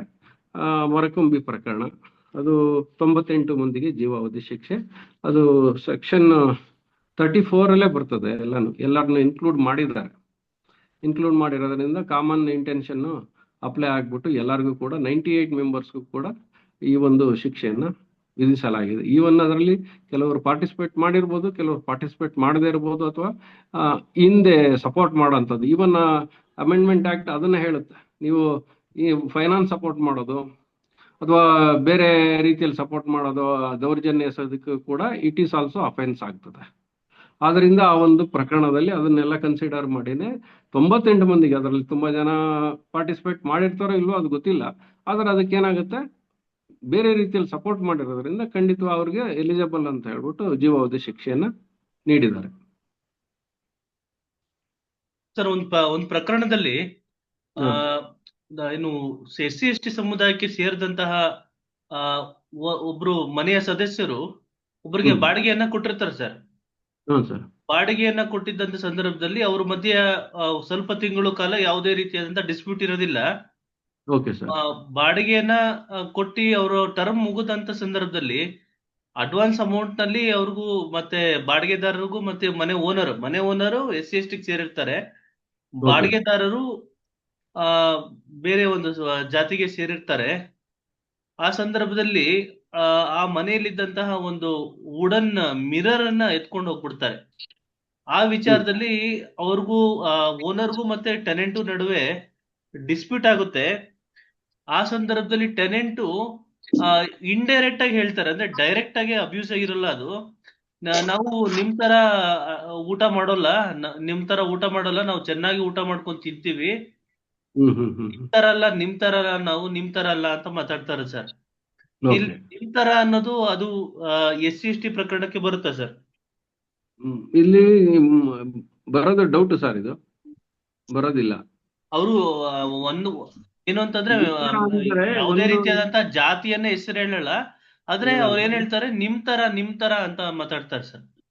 ಬರಲ್ಲ ಬರಲ್ಲ ಸರ್. ಏನಾಗುತ್ತೆ, ಒಂದು ನಾಲೆಡ್ಜ್ ಅಬೌಟ್ ಅವರು ಏನು ಓನರ್ ಕ್ಯಾಸ್ಟ್ ಬಗ್ಗೆ ಇವ್ರಿಗೆ ಮೊದಲೇ ನಾಲೆಡ್ಜ್ ಇತ್ತು ಅಂತ ಪ್ರೂವ್ ಮಾಡಬೇಕಾಗ್ತದೆ. ಆಮೇಲೆ ನಿಮ್ ತರಾನ ಈ ಕ್ಯಾಸ್ಟ್ ವಿಚಾರವಾಗೇನೆ ಹೇಳಿದಾರೆ ಅನ್ನೋದನ್ನು ಇದ್ ಮಾಡ್ಬೇಕಾಗತ್ತೆ ಸರ್. ಅದು ಕ್ಯಾಸ್ಟ್ ವಿಚಾರವಾಗೇನೆ ಹೇಳಿದಾರೆ ನಿಮ್ ತರ ಅಂತ ಅಂದ್ರೆ ಊಟನೂ ಬರ್ಬೋದು, ಬೇರೆ ಯಾವ ತರ ಆದ್ರೂ ಬರ್ಬೋದು.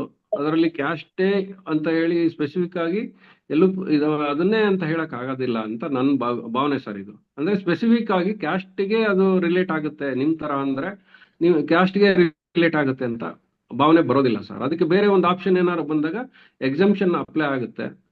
ಖಂಡಿತವಾಗೂ ಅಲ್ಲಿ ಕೋರ್ಟು ಬೇರೆ ವ್ಯೂ ತಗೊಳುತ್ತೆ. ಎಕ್ಸ್ಕ್ಲೂಸಿವ್ ಆಗಿ ಅದೇ ಇರಬೇಕಾಗ್ತದೆ. ನಿಮ್ಗೆ ಏನಾದ್ರು ಒಂದು ಅಲಿಗೇಷನ್ ಮಾಡಿದಾಗ ಸ್ಪೆಸಿಫಿಕ್ ಅಲಿಗೇಷನ್ ಆ ಒಂದು ಗ್ರೌಂಡ್ ಅಲ್ಲಿ ಅದು ಆಗದೆ ಇರಬಹುದು ಸರ್. ಹೆಚ್ಚಿನ ಪ್ರಕರಣಗಳಲ್ಲಿ ಬೈಗುಳ ಆಗುವಂತದ್ದು ಇರ್ತದೆ ಸರ್. ನೀನು ಇಂಥ ಜಾತಿಗೆ ಸೇರಿದ್ದವನು, ಇಲ್ಲಾಕೋ ಬಂದೆ ನೀನು ಅಂತ ಗದರಿಸುವಂತದ್ದು ಹೆಚ್ಚು ಪ್ರಕರಣಗಳಲ್ಲಿ ನಾವು ನೋಡ್ತೀವಿ ಸರ್. ಆ ನಿಟ್ಟಿನಲ್ಲಿ ತಮ್ಮ ಅಭಿಪ್ರಾಯ ಏನು ಸರ್? ಸರ್, ಅದು ಜಾತಿಯ ಒಂದು ಇದನ್ನ ಮಾಡ್ಲೇಬೇಕು ಅನ್ನೋ ಒಂದು ಉದ್ದೇಶನೂ ಇರ್ಬೇಕಾಗುತ್ತದೆ. ಕೆಲವರು ಏನಾಗುತ್ತೆ, ಮಾತಾಡ್ಬೇಕಾದ್ರೆ ಈಸಿಯಾಗೆ ಮಾತಾಡ್ತಿರ್ತಾರೆ, ಫ್ರೆಂಡ್ಸ್ಗಳೇ ಇರ್ತಾರೆ. ಅದು ಏನಾಗುತ್ತೆ, ಜಾತಿ ಎತ್ತಿ ಹಿಡದೆ ಮಾತಾಡ್ತಿರ್ತಾರೆ. ಅಲ್ಲಿ ಉದ್ದೇಶ ಅವ್ರಿಗೆ ಅವ್ರನ್ನ ಜಾತಿಯಿಂದ ಅವನ್ನ ಕೀಳಾಗಿ ನೋಡ್ಬೇಕು ಅಥವಾ ಏಳಿಸ್ಬೇಕು ಅನ್ನೋ ಉದ್ದೇಶ ಇರಲ್ಲ. ಬರೀ ಜಾತಿ ಬಂದ ತಕ್ಷಣನೇ ಅದು ಆಟೋಮೆಟಿಕ್ ಆಗಿ ಬರಲ್ಲ. ಬಟ್ ಈಗ ಏನಾಗುತ್ತೆ, ನೀವು ಈಗ ನನಗೆ ಒಳ್ಳೆ ಉದ್ದೇಶದಿಂದ ಏನೋ ಒಂದು ಕರೆದೆ ಅಂತ ಅನ್ಕೊಳ್ಳೋಣ. ಆ ಜಾತಿ ಎತ್ತೆ ಹೇಳೋದು ಫ್ರೆಂಡೇ ಇದ್ದಾನೆ, ಕರೆದಿದ್ದಾರೆ. ಇಲ್ಲಿ ಏನಾಗುತ್ತೆ, ನಮ್ಗೆ ಅಮೆಂಡ್ಮೆಂಟ್ ಆಕ್ಟ್ ಪ್ರಿಸಂಪ್ಷನ್ ಕೊಡುತ್ತೆ. ನೀನು ಅದೇ ಉದ್ದೇಶಕ್ಕೆ ನೀನು ಅಟ್ರಾಸಿಟಿ ಏನು ಸೆಕ್ಷನ್ 3 ಅಲ್ಲಿ ಏನ್ ಮೆನ್ಷನ್ ಮಾಡಿದ ಆ ಉದ್ದೇಶಕ್ಕೆ ನೀನು ಅದನ್ನ ಕರೆದಿದೀಯಾ ಅಂತ ಹೇಳಿ ಪ್ರಿಸಂಪ್ಷನ್ ತಗೊಂಡ್ಬಿಡುತ್ತೆ ಆಟೋಮೆಟಿಕ್ ಆಗಿ. ಅವಾಗ ಇವರು ರೆಬಟಲ್ ಮಾಡ್ಬೇಕಾಗ್ತದೆ. ಇಲ್ಲ, ನಾನು ಮಾಮೂಲಿಯಾಗಿ ಕರಿತಿದ್ದೆ, ಅದನ್ನ ರೆಬಟ್ ಮಾಡಬೇಕಾಗ್ತದೆ. ಇಲ್ಲ ಅಂತಂದ್ರೆ ಅದು ಆಟೋಮೆಟಿಕ್ ಆಗಿ ಅದು ಅಟ್ರಾಕ್ಟ್ ಆಗ್ಬಿಡುತ್ತೆ ಸರ್. ಇದು ಇಲ್ಲಿ ಅದಕ್ಕೆ ನಾವು ಇವೆಲ್ಲಾನು ಲೂಪ್ ಹೋಲ್ಸ್ ಇರ್ತವೆ ಅಂತಾನೆ ಅದನ್ನ ಪ್ರಿಸಂಪ್ಷನ್ ಆಡ್ ಮಾಡಿದ್ದಾರೆ ಸರ್. ಇದು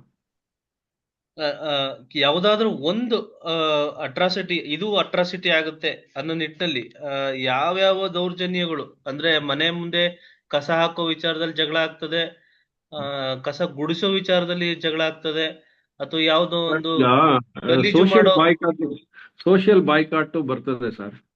ಮತ್ತೆ ಯಾವ್ದೋ ಒಂದು ಮಾಡ್ತಾರೆ.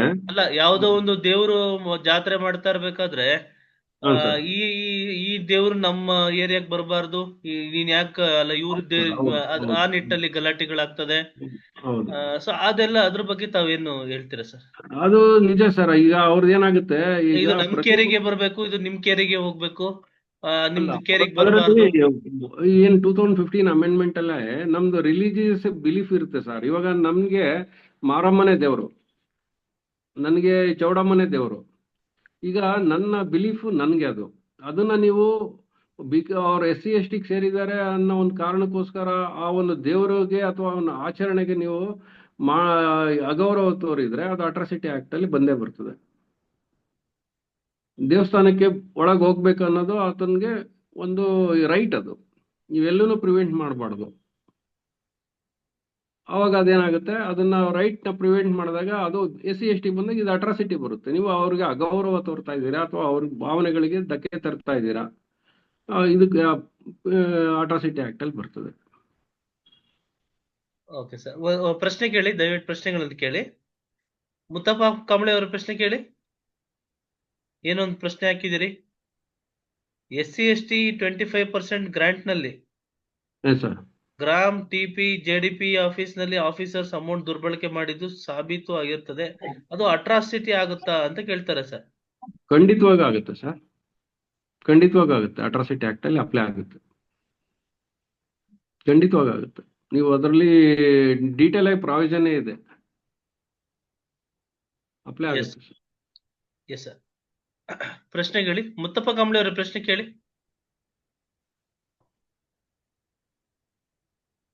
ಮುತ್ತಪ್ಪ ಕಾಂಬಳೆ ಅವರ ಪ್ರಶ್ನೆ ಕೇಳಿ. ಹ್ಯಾಂಡ್ ರೈಸ್ ಮಾಡಿದ್ರೆ ಪ್ರಶ್ನೆ ಕೇಳಿ. ಮೇಡಮ್ ಕೇಳಿ, ಮೇಡಮ್ ಶ್ವೇತಾ ಮೇಡಮ್ ಕೇಳಿ. ಸರ್, ಈಗ ಮೆನಿ ಆಫ್ ದ ಟೈಮ್ ಏನಾಗುತ್ತೆ ಅಂದ್ರೆ, ಈಗ ಲೋವರ್ ಕ್ಯಾಸ್ಟ್ ಅಪ್ಪರ್ ಕ್ಯಾಸ್ಟ್ ಮನೆ ಏನಾದ್ರು ರೆಂಟ್ ಕೇಳಕ್ ಹೋದಾಗ ಏನಾದ್ರು ಹ. SC ಇದಾರೆ ಅಂತ ಹೇಳ್ಬಿಟ್ಟು ಅವ್ರಿಗೆ ಮನೆ ಕೊಡ್ಲಿಲ್ದಾಗ ಅದೂನು ಕೂಡ ಅಟ್ರಾಸಿಟಿ ಆಕ್ಟ್ ಒಳಗ್ ಬರುತ್ತೆ ಸರ್. ಆತರ ಅಲ್ಲ, ಎರಡು ತರ ಬರುತ್ತೆ ಮೇಡಮ್. ಈಗ ಓನರ್ಗೆ ನಿಮ್ಮ ಕ್ಯಾಸ್ಟ್ ಬಗ್ಗೆ ನಾಲೆಡ್ಜ್ ಇರ್ಬೇಕು ಫಸ್ಟ್. Okay sir. ಇವಾಗ ಒಂದು ನಾಲೆಡ್ಜ್ ಇದೆ ಅಂತ ಪ್ರೂವ್ ಮಾಡೋವಷ್ಟು ಮೆಟೀರಿಯಲ್ ಇರಬೇಕು. ಈಗ ನಿಮ್ಗೆ ಫಸ್ಟೇ ಕೇಳಿ ನೀವು ಯಾವ ಕ್ಯಾಸ್ಟು ಅಂತ ಹೇಳಿ ಡಿನೇ ಮಾಡೋದಿದೆಯಲ್ಲ, ಅದು ಅಮೌಂಟ್ಸ್ ಟು ಅಟ್ರಾಸಿಟಿಯಲ್ಲೇ ಬರ್ತದೆ. ಕೆಲವರು ಅದನ್ನ ಯಾವ್ದೋ ಬೇರೆ ರೀತಿಯಲ್ಲಿ ತಿಳ್ಕೊಂಡಿರ್ತಾರೆ, ಬಟ್ ಅವ್ರಿಗೆ ನಿಮ್ಗೆ ಮೊದಲೇ ಪರಿಚಯ ಇತ್ತು, ನಿಮ್ ಕ್ಯಾಸ್ಟ್ ಎಲ್ಲ ಗೊತ್ತಿತ್ತು ಅಂತ ನಾವು ಪ್ರೂವ್ ಮಾಡ್ಬೇಕಾಗ್ತದೆ. ನಮ್ ಜವಾಬ್ದಾರಿ ಅದು, ನಾಲೆಡ್ಜ್ ಅವ್ರಿಗಿತ್ತು ಅಂತ ಹೇಳಿ. ಈಗ ಏನಾಗುತ್ತೆ ಅಂದ್ರೆ, ಒಂದು ಮರ್ಡರ್ ಕೇಸ್ ಆಗುತ್ತೆ ಮೇಡಮ್ ಇದರಲ್ಲಿ. ಒಂದು ಸಿಂಪಲ್ ಬೇರೆ ಬೇರೆ ಊರವರು ಅಲ್ಲಿ ಚಿಕ್ಕಮಗಳೂರು ಹತ್ರ ಒಂದು ಸ್ಟೇಷನ್ ಇದೆ, ಒಂದು ಕ್ರಾಸ್ ಅಲ್ಲಿ ಜಸ್ಟ್ ಮರ್ಡರ್ ಆಗ್ತದೆ.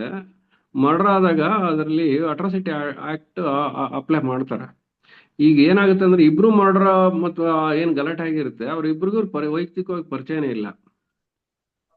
ಅಲ್ಲಿ ಏನಾಗುತ್ತೆ, ಇವರು ಏನ್ ಮರ್ಡರ್ ಆಗಿರೋ ಕ್ಯಾಸ್ಟ್ ಗೊತ್ತಾಗ ಒಂದು ಪ್ರಮೇಯನೇ ಇಲ್ಲ, ಯಾಕಂದ್ರೆ ಅವ್ನ ಪರಿಚಯನೂ ಇಲ್ಲ, ಯಾವ ಊರು ಅನ್ನೋಂತೂ ಗೊತ್ತಿಲ್ಲ.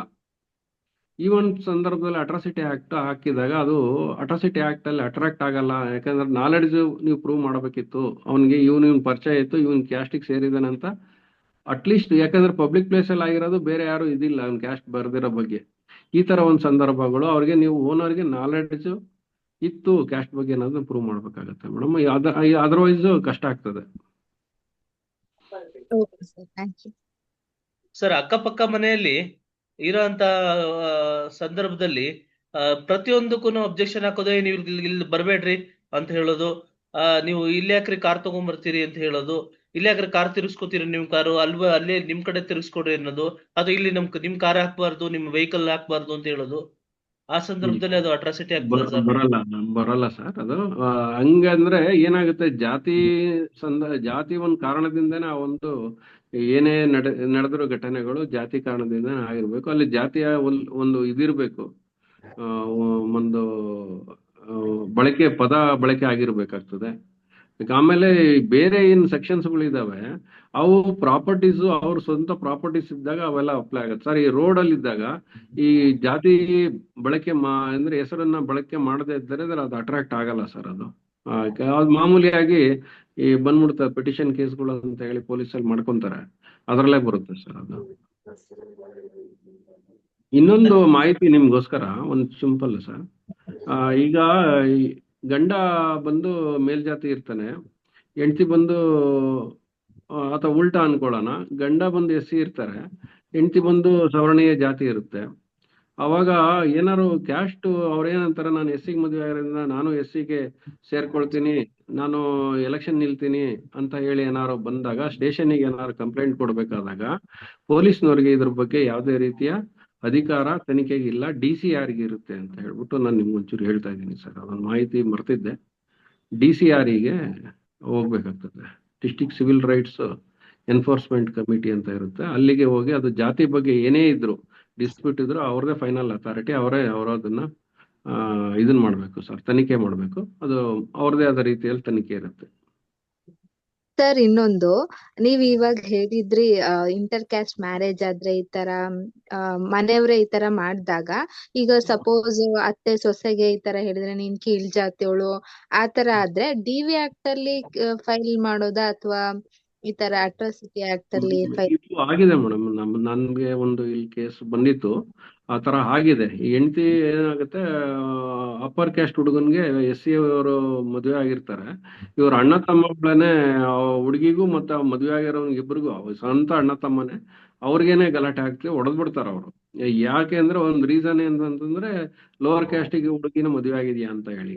ಸೊ ಆ ಒಂದು ಸಂದರ್ಭದಲ್ಲಿ ಅಟ್ರಾಸಿಟಿ ಆಕ್ಟ್ ಅಪ್ಲೈ ಆಗಿದೆ. ಅವರು ಬೇಲ್ ಸಿಗ್ದೇನೆ ಸುಮಾರು 3-4 ತಿಂಗಳು ಜೈಲಲ್ಲೂ ಇದ್ರು ಮೇಡಮ್.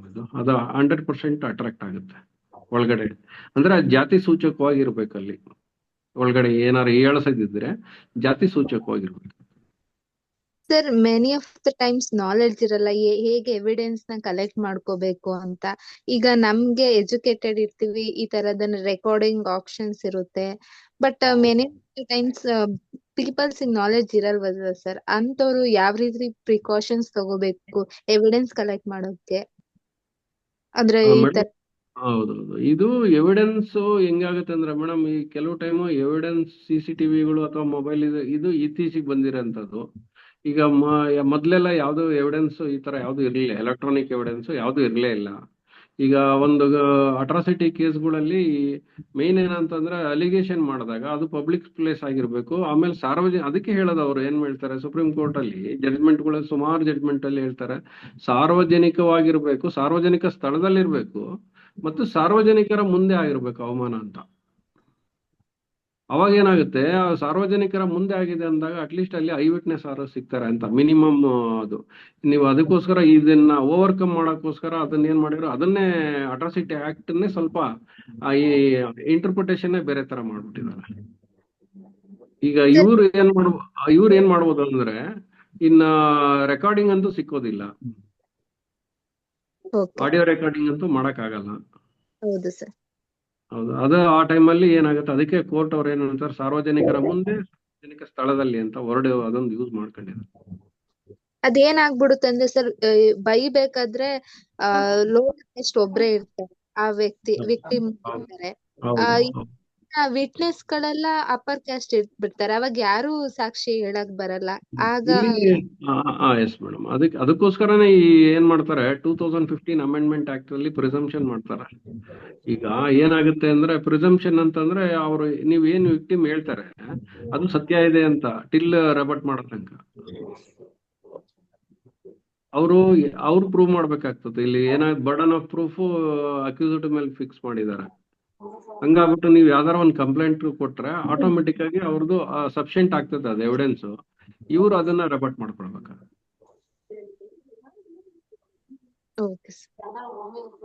ಸರ್, ಈಗ ಅಟ್ರಾಸಿಟಿ ಪ್ರಕರಣದಲ್ಲಿ ಪ್ರಾರಂಭದ ಹಂತದಲ್ಲಿ FIR ಮಾಡಿ ತದನಂತರ ತನಿಖೆಗೆ ಮಾಡ್ಬೇಕಾ, ಅಥವಾ ಅದರಲ್ಲಿ ಪ್ರಿಲಿಮಿನರಿ ಎಂಕ್ವೈರಿ ಮಾಡಿ ಜರಡಿ ಹಿಡಿಯಂತ ಕೆಲಸ ಮಾಡ್ಬೇಕಾಗತ್ತೆ ಸರ್? ನಮ್ಮಲ್ಲಿ ಏನಾಗಿದೆ ಅಂದ್ರೆ ಸರ್, ಪ್ರಿಲಿಮಿನರಿ ಎನ್ಕ್ವೈರಿ ಕಾನ್ಸೆಪ್ಟ್ ಇಲ್ಲ. ಫಸ್ಟ್ ಪಾಯಿಂಟ್, ಈ ಕೋರ್ಟ್ಗಳೆಲ್ಲ ಸುಮಾರು ಕಡೆ ಹೇಳ್ತಾ ಇದ್ದಾರೆ ಆತರ ಪ್ರಿಲಿಮಿನರಿ ಎನ್ಕ್ವೈರಿ ಕಾನ್ಸೆಪ್ಟ್ ಇಲ್ಲ. ನಾವು ಸುಮಾರು ಸರಿ ಇದ್ರ ಬಗ್ಗೆ ಅನುಭವಿಸಿದ್ವಿ.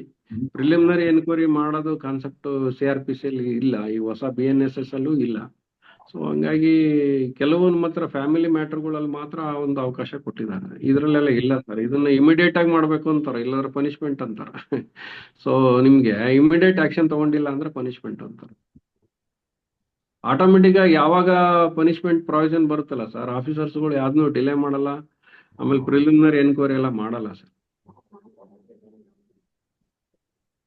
ಅದು ಸುಳ್ಳಾಗಿರ್ಬೋದು, ನಿಜ ಆಗಿರ್ಬೋದು, FIR ಮಾಡ್ಬಿಟ್ಟು ತದನಂತರ ತನಿಖೆ ಮಾಡ್ಬೇಕು. ಖಂಡಿತ ಸರ್, ಖಂಡಿತ. ನೀವು ಅದಕ್ಕೆ ಬಿ ರಿಪೋರ್ಟ್ ಅಂತ ಹೇಳ್ತಾರೆ, ಬಟ್ ಅಲ್ಲಿವರೆಗೂ ಕೆಲವು ಟೈಮ್ ಸಫರ್ ಆಗ್ತಾರೆ. ಕೆಲವು ಜೆನ್ಯೂನ್ ಕೇಸ್ಗಳು ಇರ್ತದೆ, ಏನು ಬೇರೆ ಉದ್ದೇಶಕ್ಕೆ ಹಾಕೊಂಡಿರ್ತಾರೆ, ಆ ಟೈಮ್ ಅಲ್ಲಿ ಸಫರ್ ಆಗ್ತಾರೆ ಸರ್. ಸರ್, ಒಂದು ಪ್ರಶ್ನೆ ಇದೆ. ಲೋಕೋಪಯೋಗಿ ಇಲಾಖೆ, ಹೇಮಾವತಿ ನೀರಾವರಿ ಇಲಾಖೆಗಳಲ್ಲಿ SCP TSP ಅಭಿವೃದ್ಧಿಗೆ ಮೀಸಲಾದ ಹಣವನ್ನು ಮೇಲ್ಜಾತಿ ಕೇರಿಗಳಿಗೆ ಬಳಸಿದರೆ ಹಣ ದುರುಪಳಕೆ ಆಗಿದೆ. ಇದು ಅಟ್ರಾಸಿಟಿ ಆಕ್ಟ್ ಅಡಿಯಲ್ಲಿ ಕೇಸ್ ದಾಖಲಿಸಬಹುದೇ ಅಂತ ಕೇಳ್ತಾರೆ ಸರ್. ಇಲ್ಲಿ ಅಟ್ರಾಸಿಟಿ ಆಕ್ಟ್ ಏನಾಗುತ್ತೆ ಅಂದ್ರೆ, ನನ್ನ ಸ್ವಂತ ಅಭಿಪ್ರಾಯ ಸರ್, ಇದು ಇಂಡಿವಿಜುವಲ್ ಬರುತ್ತೆ ಮೋಸ್ಟ್ಲಿ. ಅಂದ್ರೆ ವ್ಯಕ್ತಿಗೆ ಮಾತ್ರ ಅಪ್ಲೈ ಆಗುತ್ತೆ, ಒಂದು ಇದಕ್ಕೆ ಅಪ್ಲೈ ಆಗುತ್ತೆ, ಅಥವಾ ಅದರ ಯಾವ್ದೋ ಒಂದು ಇದಕ್ಕೆ ವ್ಯವಸ್ಥೆಗೆ ಅದನ್ನ ಡೆವಲಪ್ಮೆಂಟ್ಗೆ ಇಟ್ಟಿರೋ ಅಮೌಂಟ್ ಅನ್ನ ದುರುಪಯೋಗ ಮಾಡಿದ್ರೆ ಅಪ್ಲೈ ಆಗುತ್ತೆ ಅಂತ ನನಗೆ ಅನ್ಸಲ್ಲ ಸರ್. ಒಂದು ವ್ಯಕ್ತಿಗೆ ಮಾತ್ರನೇ ಬರ್ತದೆ, ಇದು ಎಲ್ಲಾನು ನಿಮ್ಗೆ ಪರ್ಸನಲ್ ರೈಟ್ಸ್ ಬರ್ತಾ ಹೋಗ್ತದೆ. ವ್ಯಕ್ತಿ ಸತ್ತೋದ ನಂತರ ಇದು ಕೇಸ್ ಅಬೇಟ್ ಆಗುತ್ತಾ ಸರ್, ಅಥವಾ ಲೀಗಲ್ ಏರ್ಸ್ಗೂ ಇದು ಕಂಟಿನ್ಯೂ ಆಗುತ್ತಾ? ಕಂಟಿನ್ಯೂ ಆಗುತ್ತೆ ಸರ್. ಅದೇನು ಅಕ್ಯೂಸ್ಡ್ ಸತ್ತೋದ್ರೆ ಮಾತ್ರ ಅಬೇಟ್ ಆಗುತ್ತೆ, ಇವ್ರೇನಿಲ್ಲ. ಇವ್ರು ವಿಕ್ಟಿಮ್ಸ್ ಹತ್ರ ಏನೂ ಆಗಲ್ಲ ಸರ್, ಅದು ಗೌರ್ಮೆಂಟ್ ತಗೊಳುತ್ತೆ ಚಾರ್ಜ್. ಹಂಗಾಗಿ ಏನಿಲ್ಲ, ಓನ್ಲಿ ಎವಿಡೆನ್ಸ್ ಹೆಚ್ಚು ಕಡಿಮೆ ಆಗ್ಬೋದು. ಕಂಪ್ಲೇಂಟ್ ಸತ್ರ ಏನಿಲ್ಲ, ಅದು ಲೀಗಲ್ ಏರ್ಸ್ ಬರುತ್ತೆ. ಗೌರ್ಮೆಂಟ್ ಚಾರ್ಜ್ ತಗೊಂಡಿರುತ್ತಲ್ಲ, ಗೌರ್ಮೆಂಟ್ ಚಾರ್ಜ್ ತಗೊಂಡಿರುತ್ತೆ. Right sir, right sir. State sir, ಇನ್ನೊಂದು ಪ್ರಶ್ನೆ ಏನಂದ್ರೆ, any atrocities in government office on SC/ST employee can they go to police directly without intimating to the office? Yes sir, ಖಂಡಿತ. ಖಂಡಿತ. ಇದು ಯಾವ್ದು IPC section ಯಾವ್ದನ್ನು ಅಲ್ಲಿ permission ತಗೊಳ್ಬೇಕಂತ ಎಲ್ಲೂ ಪ್ರಾವಿಷನ್ ಇಲ್ಲ ಸರ್. IPC ಆಗ್ಲಿ ಅಟ್ರಾಸಿಟಿ ಆಗ್ಲಿ any offence no provision sir. ಅಲ್ಲಿಂದ ನೀವು ಪರ್ಮಿಷನ್ ತಗೊಳ್ಬೇಕು ಅನ್ನೋದು ಈಸ್ ಆಕ್ಚುಲಿ ರೈಟ್ ಟು ಲಿಬರ್ಟಿಗೆ ಇದಾಗುತ್ತೆ. ಅವ್ರು ಕೊಟ್ಟಿಲ್ಲ ಅಂದ್ರೆ ಕೇಸ್ ಹಾಕಕ್ಕಾಗಲ್ಲ ಅಂದ್ರೆ ಇದು ಅಟ್ರಾಸಿಟಿ ಆಕ್ಟ್ ಒಂದು ಆಬ್ಜೆಕ್ಟೇ ಇದಾಗ್ಬಿಡುತ್ತಲ್ಲ ಸರ್. ಖಂಡಿತವಾಗೂ ಹಾಕ್ಬೋದು. Yes sir. ಪ್ರಶ್ನೆ ಕೇಳಿ ಮುತ್ತಪ್ಪ ಕಾಂಬಳಿ ಅವರೇ. ಸರ್ ನಮಸ್ತೆ. ಸರ್ ನಮಸ್ಕಾರ.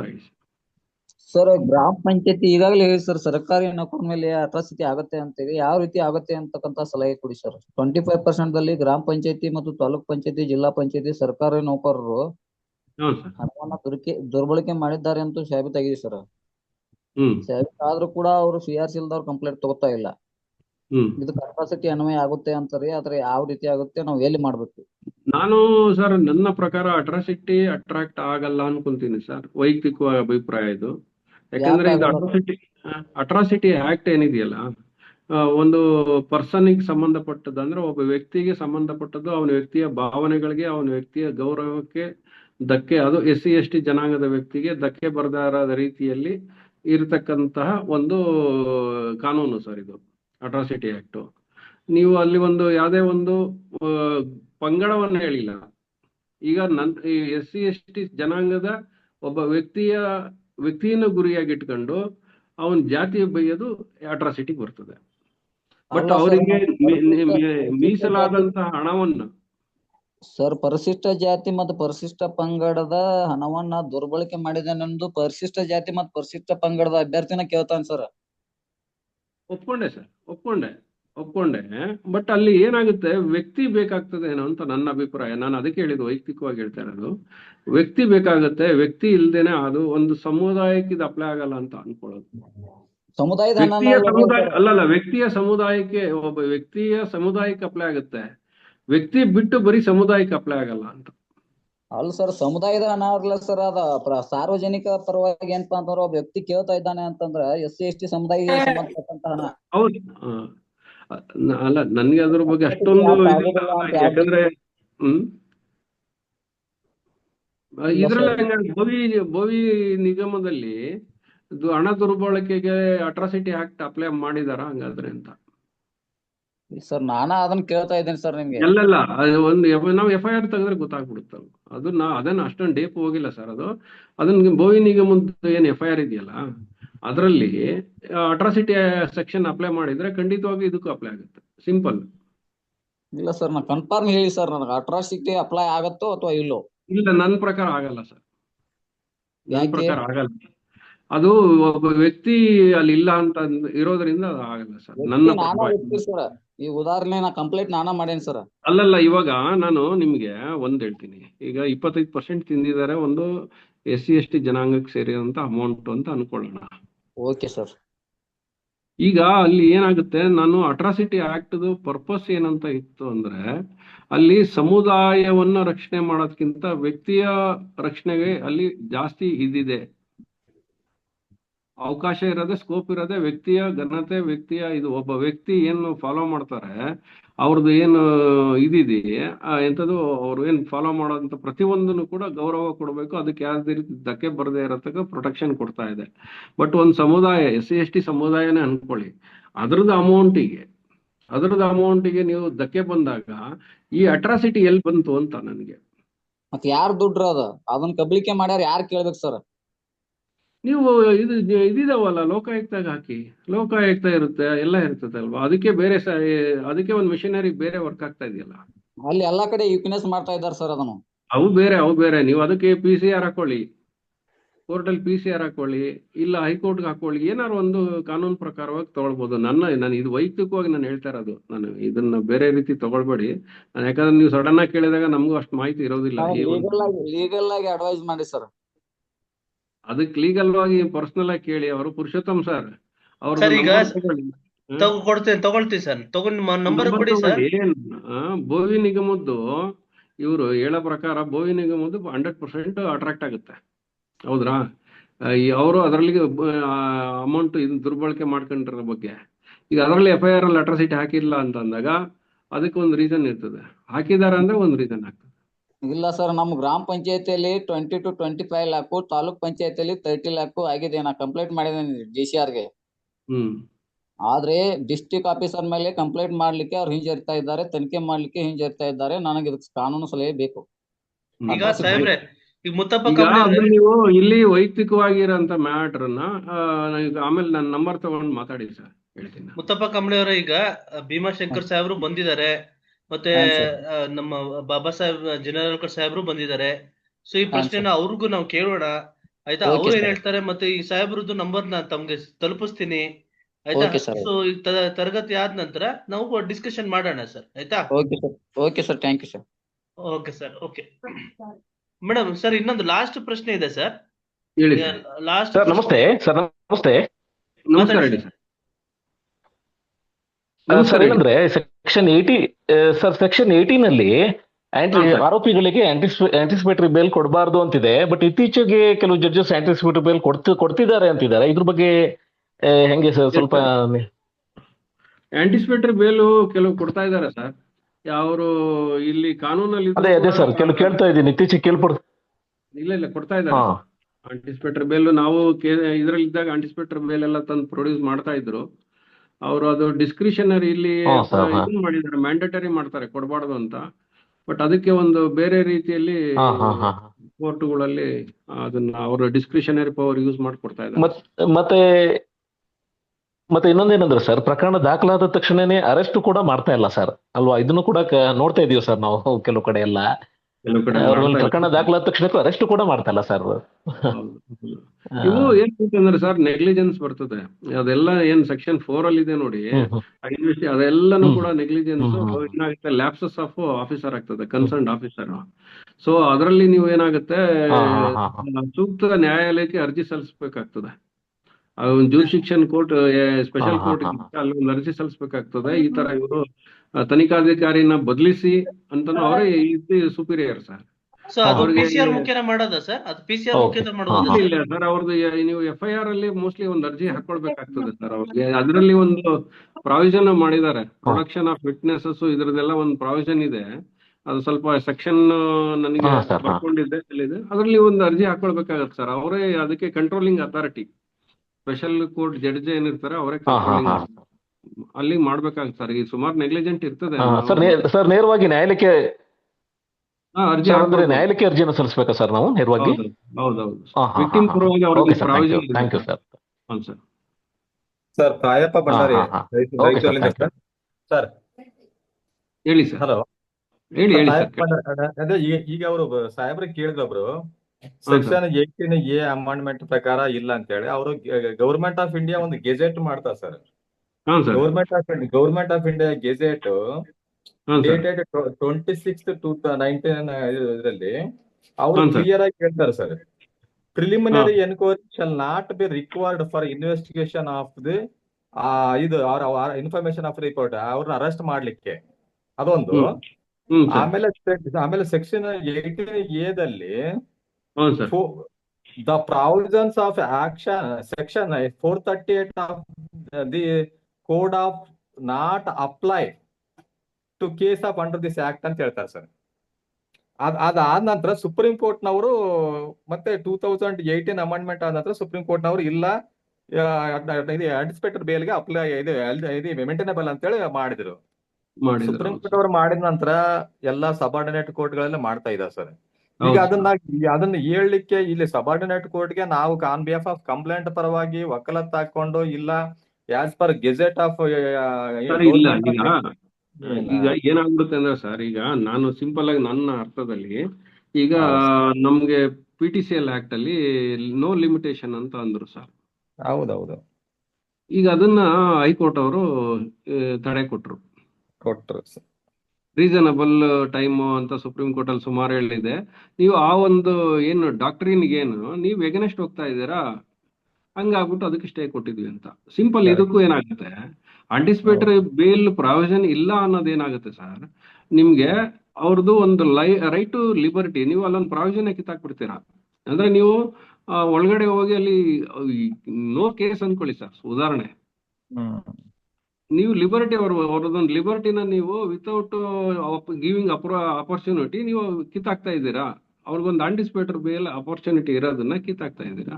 ಸೊ ಹೌದು ಹಂಗಾಗಿ ಸರ್. ಅವ್ರಿಗೆ ಕೊಡ್ಬೇಕಾಗ್ತದೆ ಒಂದು ಆಪರ್ಚುನಿಟಿ ಅಂತ. ಹೌದು ಸರ್. ಆಮೇಲೆ ಅಟ್ರಾಸಿಟಿ ಆಕ್ಟ್ ಮಿಸ್ಯೂಸ್ ಆಗ್ತಾ ಇದೆ ಅಂತ ಹೇಳಿ ಸುಮಾರು ಜಡ್ಜ್ಮೆಂಟ್ ಗಳನ್ನ ಬರ್ತಾ ಇದಾವೆ ಸರ್. ನಾವು ನೋಡಿದ್ವಿ ಸರ್, ಅದೇ ಅಟ್ರಾಸಿಟಿ ಸರ್. ಆಕ್ಟ್ ಸುಮಾರು ಹಾ ಸರ್. ಅದೇ ಒಂದು 10ರಲ್ಲಿ ಒಂದು ಹಾ ಸರ್. 4-5 ಒಂದು ಆತರ ಮಿಸ್ಯೂಸ್ ಆಗುತ್ತೆ ಸರ್. ಹೌದು. ಅದೇ 2011 ಅಲ್ಲಿ ಜಸ್ಟಿಸ್ ಮಾರ್ಕಂಡಾಯ್ ಕುಡ್ಜು ಅಂತ ಹೇಳಿ ಜಡ್ಜ್ ಹೌದು sir. Adith Kumar versus state of ತಮಿಳ್ನಾಡಿನಲ್ಲಿ ಅವ್ರನ್ನು ಹೇಳ್ತಾರೆ ಸರ್. ಅದರಲ್ಲಿ ಹೌದು ಸರ್. ಲಾಸ್ಟ್ ಪ್ಯಾರಾ ನಂಬರ್ 17 ಅಲ್ಲಿ hence we direct the administrative and police officers to take strong measures to prevent such atrocity acts ಅಂತ ಹೇಳ್ತಾರೆ. If any such incidents happen, apart from initiating criminal proceedings against those responsible for such atrocities, the state government is directed to immediate suspension of the deputy magistrate and deputy collector and superintendent of police of the district ಅಂತ ಹೇಳ್ತಾರೆ sir. ಹೌದು. ಅಲ್ಲ, ಈ ತರ ಇದ್ದಾಗ ಈಗ investigation officer ಏನು ಮಾಡಕ್ ಆಗಂಗಿಲ್ಲ. ಅವ್ರು ಇಲ್ಲಿ ಏನಾಗಿದೆ, ಸುಮಾರು ಅಟ್ರಾಸಿಟಿಗಳಲ್ಲಿ ನಮ್ಮ ದಲಿತರ ಕೈವಾಡಗಳನ್ನ ಜಾಸ್ತಿ ಇರ್ತಾವೆ ಸರ್. ಅದು ಒಂದು ಮೋಟಿವ್ ಆಗಿರ್ತದೆ ಸರ್. ಬೇರೆ ಒಂದು ಆಬ್ಲಿಕ್ ಮೋಟಿವ್ ಇಟ್ಕೊಂಡೇ ಬಂದಿರ್ತಾರೆ ಕೆಲವು ಟೈಮ್ಗಳಲ್ಲಿ. ಆಗುತ್ತೆ ಸರ್, ಇರ್ತವೆ. ಎಲ್ಲಾನು ಜೆನ್ಯೂನ್ ಕೇಸ್ ಅಲ್ಲ, ಎಲ್ಲಾನು ಫೇಕ್ ಕೇಸ್ ಅಲ್ಲ ಸರ್. ಅದರದ್ದಾದ ಪ್ರತಿಯೊಂದು ಕೇಸ್ಗೂ ಅದರದ್ದು ಹೌದೌದು ಸರ್, ವೈಟೇಜ್ ಇರುತ್ತೆ ಸರ್. ಮೆರಿಟ್ ಮೇಲೆ ಹೋಗ್ತಾವ ಸರ್. ಮೆರಿಟ್ ಇರ್ತದೆ ಸರ್. ನಾವು ಏನು ಮಾಡೋದು. ಪ್ಲೀಸ್ ಸರ್, ಪ್ಲೀಸ್ ಸರ್, ಕೊನೆಯದಾಗಿ ಒಂದ್ ಪ್ರಶ್ನೆ ನಮ್ಮ ಆಡಿಯನ್ಸ್ ಅಲ್ಲೇ ಕೇಳಿದ್ದಾರೆ ಸರ್. ಇಲ್ಲಾಂದ್ರೆ ಒಬ್ಬೊಬ್ರು ಬೇಜಾರ್ ಮಾಡ್ಕೊಂತಾರೆ. ನಾನು ಹೇಳ್ಬಿಡ್ತೀನಿ ಸರ್ ಅದೇನು ಅಂತ ಹೇಳಿ. ಹೇಳಿ ಸರ್. ಪ್ರಶ್ನೆ ಏನು ಅಂತಂದ್ರೆ, ಈ ದೇವ್ರುಗಳ ವಿಚಾರದಲ್ಲಿ ಅಪ್ಪರ್ ಕಾಸ್ಟ್ ಪೂಜಾರಿ ಮತ್ತು ಜನಗಳು ಮುಜರಾಯಿಗೆ ಸೇರಿದ ದೇವರನ್ನು ಕರೆದುಕೊಂಡು ಹೋಗಿ ಅವರು SC ಅಂತ ಗೊತ್ತಾದ್ಮೇಲೆ ದೇವರನ್ನು ಹೇಳ್ದೆ ವಾಪಸ್ ತಗೊಂಡು ಬಂದಿದ್ದಾರೆ. ಈಗ ಅವರು ಯಾರ ಮೇಲೆ ಕಂಪ್ಲೇಂಟ್ ಕೊಡ್ಬೇಕು ಸರ್? ಅದೇ ಸರ್, ಈಗ ದೇವ್ರುಗಳು ಮನೆ ಕರ್ಕೊಂಬರ್ತಾರಲ್ಲ ಸರ್. ಗೊತ್ತಾಯ್ತು ಸರ್. SC ಅಂತ ಹೇಳಿ ಗೊತ್ತಾದ್ಮೇಲೆ ವಾಪಸ್ ಆ ದೇವ್ರನ್ನ ಕರ್ಕೊಂಡು ಹೋಗಿದ್ದಾರೆ, ಮನೆಗೆ ಬಂದಿಲ್ಲ. Yes sir. ಖಂಡಿತವಾಗಿ ಅಟ್ರಾಕ್ಟ್ ಆಗುತ್ತೆ ಸರ್. ಎಲ್ಲರ ಮೇಲೂ ಈಗ ಕಾಮನ್ ಆಬ್ಜೆಕ್ಟ್, ಕಾಮನ್ ಇಂಟೆನ್ಷನ್ ಬಂದ್ಬಿಡುತ್ತಲ್ಲ ಸರ್. ಈಗ ಎಲ್ಲರೂ ಹೊರಗೆ ಹೋಗ್ತಾ ಇದ್ದಾರೆ ಅಂದಾಗ ಎಲ್ಲರೂ ಈಗೇನ್ ಮರುಕುಂಬಿ ಪ್ರಕರಣ ಇದೆಯಲ್ಲ, ಸೇಮ್ ಹಂಗೇನೆ ಎಲ್ಲಾರ್ಗು ಅಪ್ಲೈ ಆಗುತ್ತದು. ಇಲ್ಲಿ ಈಗ ಸರ್, ಬರ್ಡನ್ ಆಫ್ ಪ್ರೂಫ್ ಯಾರ ಮೇಲೆ ಲೈ ಆಗುತ್ತೆ ಸರ್? ಯೂಶಲ್ ಆಗಿ ಈಗ ಅಕ್ಯೂಸ್ಡ್ ಮೇಲೆ ಬಂದ್ಬಿಡ್ತಾ ಇದೆ ಸರ್. ಓಕೆ, ಅಕ್ಯೂಸ್ಡ್ ಮೇಲೆ ಇದೆ ಪ್ರಿಸಂಪ್ಷನ್, ಅವ್ರ ಮೇಲೆ ಇದು ಆಕ್ಚುಲಿ ಏನಂತಂದ್ರೆ ಇದನ್ನ ಮಾಡಿದ್ದಾರೆ ಅಫೆನ್ಸ್ ಅಂತಾನೆ ಪ್ರಿಸಮ್ ಮಾಡ್ಕೊಳ್ಳುತ್ತೆ ಕೋರ್ಟು. ಅದನ್ನ ಅವರು ಇದು ಮಾಡ್ಕೊಳ್ಬೇಕು, ಅಕ್ಯೂಸ್ಡ್ ರೆಬ್ಯೂಟ್ ಮಾಡ್ಬೇಕಾಗ್ತದೆ. ಮತ್ತೆ ಸರ್ಕಾರಿ ಕಚೇರಿಗಳಲ್ಲಿ ದಲಿತ ನೌಕರರಿಗೆ ಉದ್ದೇಶಪೂರ್ವಕವಾಗಿ ಹಿರಿಯ ಅಧಿಕಾರಿಗಳು ಇಲ್ಲ ಸಲ್ಲದ ಕಿರಿಕಿರಿ ಮಾಡುತ್ತಿರ್ತಾರೆ, ಅವರ ಮೇಲೆ ಅಟ್ರಾಸಿಟಿ ಕೇಸ್ ಮಾಡಬಹುದೇ ಸರ್ ಅಂತ ಪ್ರಶ್ನೆ ಕೇಳ್ತಿದ್ದಾರೆ ಸರ್. ಸರ್, ಒಂದು ಜಾತಿಯ ಕಾರಣಕ್ಕೆ ಮಾಡಿದ್ರೆ ಖಂಡಿತವಾಗೂ ಮಾಡಬಹುದು. ಬೇರೆ ಏನು ಇಲ್ಲದೆ ಓನ್ಲಿ ಬಿಕಾಸ್ ಆಫ್ ಕ್ಯಾಸ್ಟ್ ಅಂತಂದ್ರೆ ಮಾಡಬಹುದು. ಮಧ್ಯವರ್ತಿಗಳ ಜೊತೆಗೆ ಕೆಲವು ಅಧಿಕಾರಿಗಳು ಸೇರಿ ಸರ್ಕಾರಿ ಸರ್ವಿಸ್ಗೆ ತಿರುಚಿ ದಲಿತ ಮಹಿಳೆ ಜಾಗವನ್ನು ಡ್ಯಾಮೇಜ್ ಮಾಡಿದ್ರೆ ಅಟ್ರಾಸಿಟಿ ಕೇಸ್ ಹಾಕ್ಬೋದಾ ಸರ್? ಬರುತ್ತೆ ಸರ್ ವಿತ್ ಪರ್ಮಿಷನ್ ಸರ್. ಅಲ್ಲಿ ಮೊನ್ನೆ ಸರ್ ರೀಸೆಂಟ್ ಆಗಿ ಸುಪ್ರೀಂ ಕೋರ್ಟ್ ನವ್ರು ಹೇಳಿದ್ರು, ಯಾವುದೇ ಅಟ್ರಾಸಿಟಿ ಆಗ್ಬೇಕಂತ ಹೇಳಿದ್ರೆ ಅದು ಪಬ್ಲಿಕ್ ಪ್ಲೇಸ್ ಅಲ್ಲಿ ಇರ್ಬೇಕಂತ ಹೇಳಿ. ಆಮೇಲೆ ಬೇರೆಯವರು ಅದನ್ನ ಬೇರೆ ಕಮ್ಯುನಿಟಿ ಅವರು ವಿಟ್ನೆಸ್ ಆಗಿರ್ಬೇಕಂತ ಹೇಳಿ ಮೊನ್ನೆ ಒಂದು ಸುಪ್ರೀಂ ಕೋರ್ಟ್ ನವರು ಒಂದು ಕ್ಯಾಶ್ ಮಾಡಿದ್ರು ಸರ್. ಯಾವ್ದು ಸ್ಟೇಟ್ ಆಫ್ ಕರ್ನಾಟಕ ವರ್ಸಸ್ ಯಾವ್ದು, ಅದ್ರಲ್ಲಿ ಒಬ್ಬ ರೆವಿನ್ಯೂ ಆಫೀಸರ್ ರೆವಿನ್ಯೂ ಎಂಪ್ಲಾಯಿ ತನ್ನ ಚೇಂಬರ್ ನಲ್ಲಿ ಕುಂತಾಗ ಬೇರೆ ಮೇಲ್ಜಾತಿಯವರು ಬಂದು ನನಗೆ ಅಟ್ರಾಸಿಟಿ ಮಾಡಿದ್ರು, ಅಸಾಲ್ಟ್ ಮಾಡಿದ್ರು ವಿತ್ ಅಟ್ರಾಸಿಟಿ ಮಾಡಿದ್ರು ಅಂತ ಹೇಳಿ ಈ given A complaint against him. ಅವರು FIR ಆದ ನಂತರ ಅವರು ಕ್ಯಾಶಿಂಗ್ ಹಾಕೊಂಡಾಗ ಹೈಕೋರ್ಟ್ ನವರು ಅವನ ಇದನ್ನ ರಿಟ್ ಅನ್ನ ರಿಜೆಕ್ಟ್ ಮಾಡಿದ್ರು ಸರ್. ರಿಜೆಕ್ಟ್ ಮಾಡಿದ್ರೆ ಈ preferred an appeal before the supreme court ಅವರು ಅವನ ಅಪೀಲ್ ನ ಎಕ್ಸೆಪ್ಟ್ ಮಾಡಿದ್ರು ಸರ್. ಎಕ್ಸೆಪ್ಟ್ ಮಾಡಿ ಇವನ್ ಕಂಪ್ಲೇಂಟ್ ನ ಕ್ಯಾಶ್ ಮಾಡುತ್ತೆ. ಯಾಕಂತ ಹೇಳಿದ್ರೆ ಈ ನಿಮ್ಮ ಅಟ್ರಾಸಿಟಿ ನಡೆದಿರ್ತಕ್ಕಂಥ ಪ್ರಿಮಸಸ್ ಪಬ್ಲಿಕ್ ಪ್ಲೇಸ್ ಅಲ್ಲ, ಅದು ನಿನ್ನ ಆಫೀಸ್ ಚೇಂಬರ್ ಅಲ್ಲಿ. ಆಮೇಲೆ ಅದನ್ನ ಯಾರೋ ಕೇಳಿಲ್ಲ, ಇನ್ನೊಬ್ಬ ಪರ್ಸನ್ ಕೇಳಿಲ್ಲ. ಎಸ್ ಸರ್, ಅದು ಆವಾಗ ಏನಂತಂದ್ರೆ ಪಬ್ಲಿಕ್ ಸರ್ ಅಲ್ಲಿ ಅಂದ್ರೆ ಬೇರೆ ಸಾರ್ವಜನಿಕವಾಗಿ ಅವಮಾನ ಆಗಿರ್ಬೇಕು ಅನ್ನೋದು ಒಂದು ಬೇಸಿಕ್ ಅದೇ ಅದೇ ಅದೇ ಈಗ ಏನಾಗ್ತದೆ, ಸುಮಾರು ಗೌರ್ಮೆಂಟ್ ಆಫೀಸರ್ ಎಂಪ್ಲಾಯಿಗಳಲ್ಲಿ ಏನಾಗ್ತದೆ ಸರ್, ತಮ್ಮ ಚೇಂಬರ್ಗಳು ಇರ್ತಾವ. ತಮ್ಮ ಚೇಂಬರ್ಗಳಲ್ಲಿ ಏನೋ ನಡೆದಂತ ಇನ್ಸಿಡೆಂಟ್ಗೆ ನನ್ನ ಮೇಲೆ ಈ ತರ ಅಟ್ರಾಸಿಟಿ ಆಯ್ತು ಅಂತ ಹೇಳಿ ಕಂಪ್ಲೇಂಟ್ ಕೊಟ್ಟಾಗ ಅದು ಮೇಂಟೈನಬಲ್ ಆಗಂಗಿಲ್ಲ ಅಂತ ಹೇಳ್ತಾರೆ ಸರ್ ಅವರು. ಅದು ಮತ್ತೆ ಪಬ್ಲಿಕ್ ಪ್ಲೇಸಿಗೆ ಜನಗಳ ಮುಂದೆನೆ ಬರ್ಬೇಕಾಗ್ತದೆ ಸರ್. ಮತ್ತೆ ಸರ್ ಇನ್ನೊಂದೇನಂದ್ರೆ ನಮ್ದು ಪರ್ಸನಲ್ ರಿಕ್ವೆಸ್ಟ್, ಈಗ ಅದಾದ ನಂತರ ಸರ್ ಗೌರ್ಮೆಂಟ್ ಗೆಜೆಟ್ ಆದ ನಂತರ ನಮ್ ಗೌರ್ಮೆಂಟ್ ಆಫ್ ಕರ್ನಾಟಕ 12/5/2020 ಅಲ್ಲಿ ಒಂದು ಸರ್ಕ್ಯುಲರ್ ಮಾಡಿದ್ ಸರ್, ಸೇಮ್ ಅದೇ ಪ್ರಕಾರ ಅಂತ ಹೇಳಿ. ಬಟ್ ಈಗ ಸುಪ್ರೀಂ ಕೋರ್ಟ್ ನವರು 438 ನ ಒಂದು ಸಿಂಗಲ್ ಬೆಂಚ್ ಮಾಡಿದಾಗ ಅದನ್ನ ನಾವು ಮತ್ತೆ ಡಿವಿಷನ್ ಬೆಂಚ್ ಗಾಗ್ಲಿ ಅಥವಾ ಫುಲ್ ಬೆಂಚ್ ಏನಾದ್ರು ಇದು ಮಾಡ್ಕೊಂಡು ಅಪೀಲ್ ಮಾಡ್ಕೊಂಡು ಪರ್ಮನೆಂಟ್ ಆಗಿ 438 ಮೇಂಟೈನಬಲ್ ಮಾಡಂಗಿಲ್ಲ ಅಂತ ಹೇಳಿ ಏನಾದ್ರು ಮಾಡ್ಲಿಕ್ಕೆ ಪ್ರಾವಿಷನ್ ಐಡಿಯಾ ಇಲ್ಲ ಸರ್. ಅಲ್ಲ ಏನಾಗ್ತದೆ ಸರ್, ಈಗ ಸಿಂಗಲ್ ಬೆಂಚ್ ಮಾಡಿದವ್ರನ್ನ ಡಿವಿಷನ್ ಬೆಂಚ್ ಸೆಟ್ ಅಸೈಡ್ ಮಾಡಬಹುದು, ಡಿವಿಷನ್ ಬೆಂಚ್ ಮಾಡಿದನ್ನ ಫುಲ್ ಕೋರ್ಟ್ ಅವರು ಫುಲ್ ಬೆಂಚ್ ಅವ್ರು ಮಾಡಬಹುದಲ್ಲ. ಆ ತರ ಏನಾದ್ರೂ ಸ್ವಲ್ಪ ಸೆಂಟ್ರಲ್ ನಲ್ಲಿ ಇದು ಒಂದು ಸಿಂಗಲ್ ಬೆಂಚ್ ಅವರು 438, ಯಾಕಂದ್ರೆ ಗೌರ್ಮೆಂಟ್ ಗೆಜೆಟ್ ಇದ್ದಾಗ ಸೆಕ್ಷನ್ 438 ಅಪ್ಲಿಕೇಬಲ್ ಆಗಂಗಿಲ್ಲ ಸೆಕ್ಷನ್ 18A ಅಮೆಂಡ್ಮೆಂಟ್ ಆಕ್ಟ್ ಪ್ರಕಾರ ಅಂತಂದಾಗ ಅದು ಏನಾಗುತ್ತೆ ಸರ್, ಈಗ ಕೆಲವು ಗೋರ್ಮೆಂಟ್ ಅವರು ಅಥವಾ ಸೆಂಟ್ರಲ್ ಗೌರ್ಮೆಂಟ್ ಆಗ್ಲಿ ಕೆಲವು ಕಾನೂನುಗಳನ್ನ ಮಾಡಿರ್ತಾರೆ sir.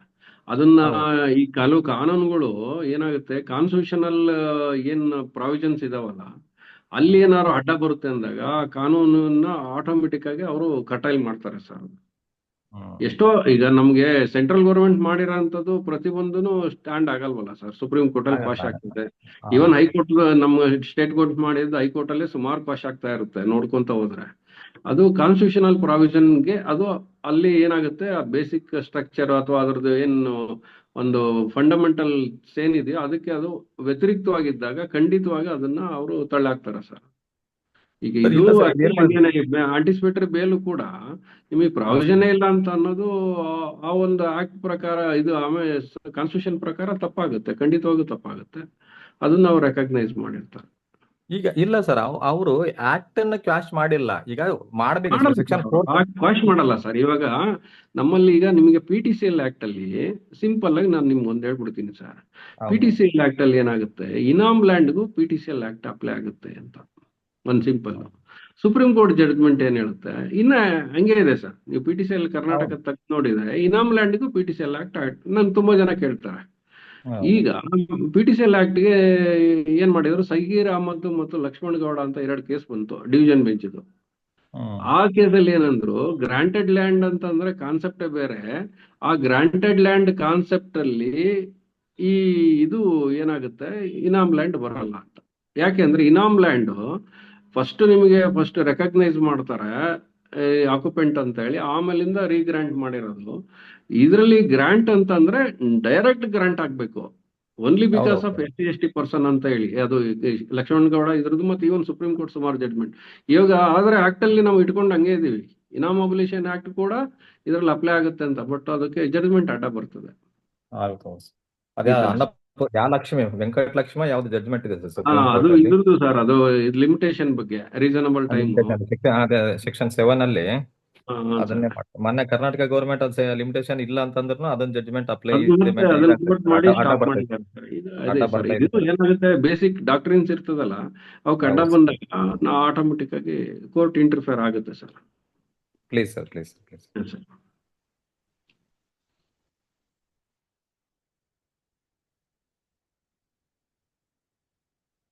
Sir Purushottam sir.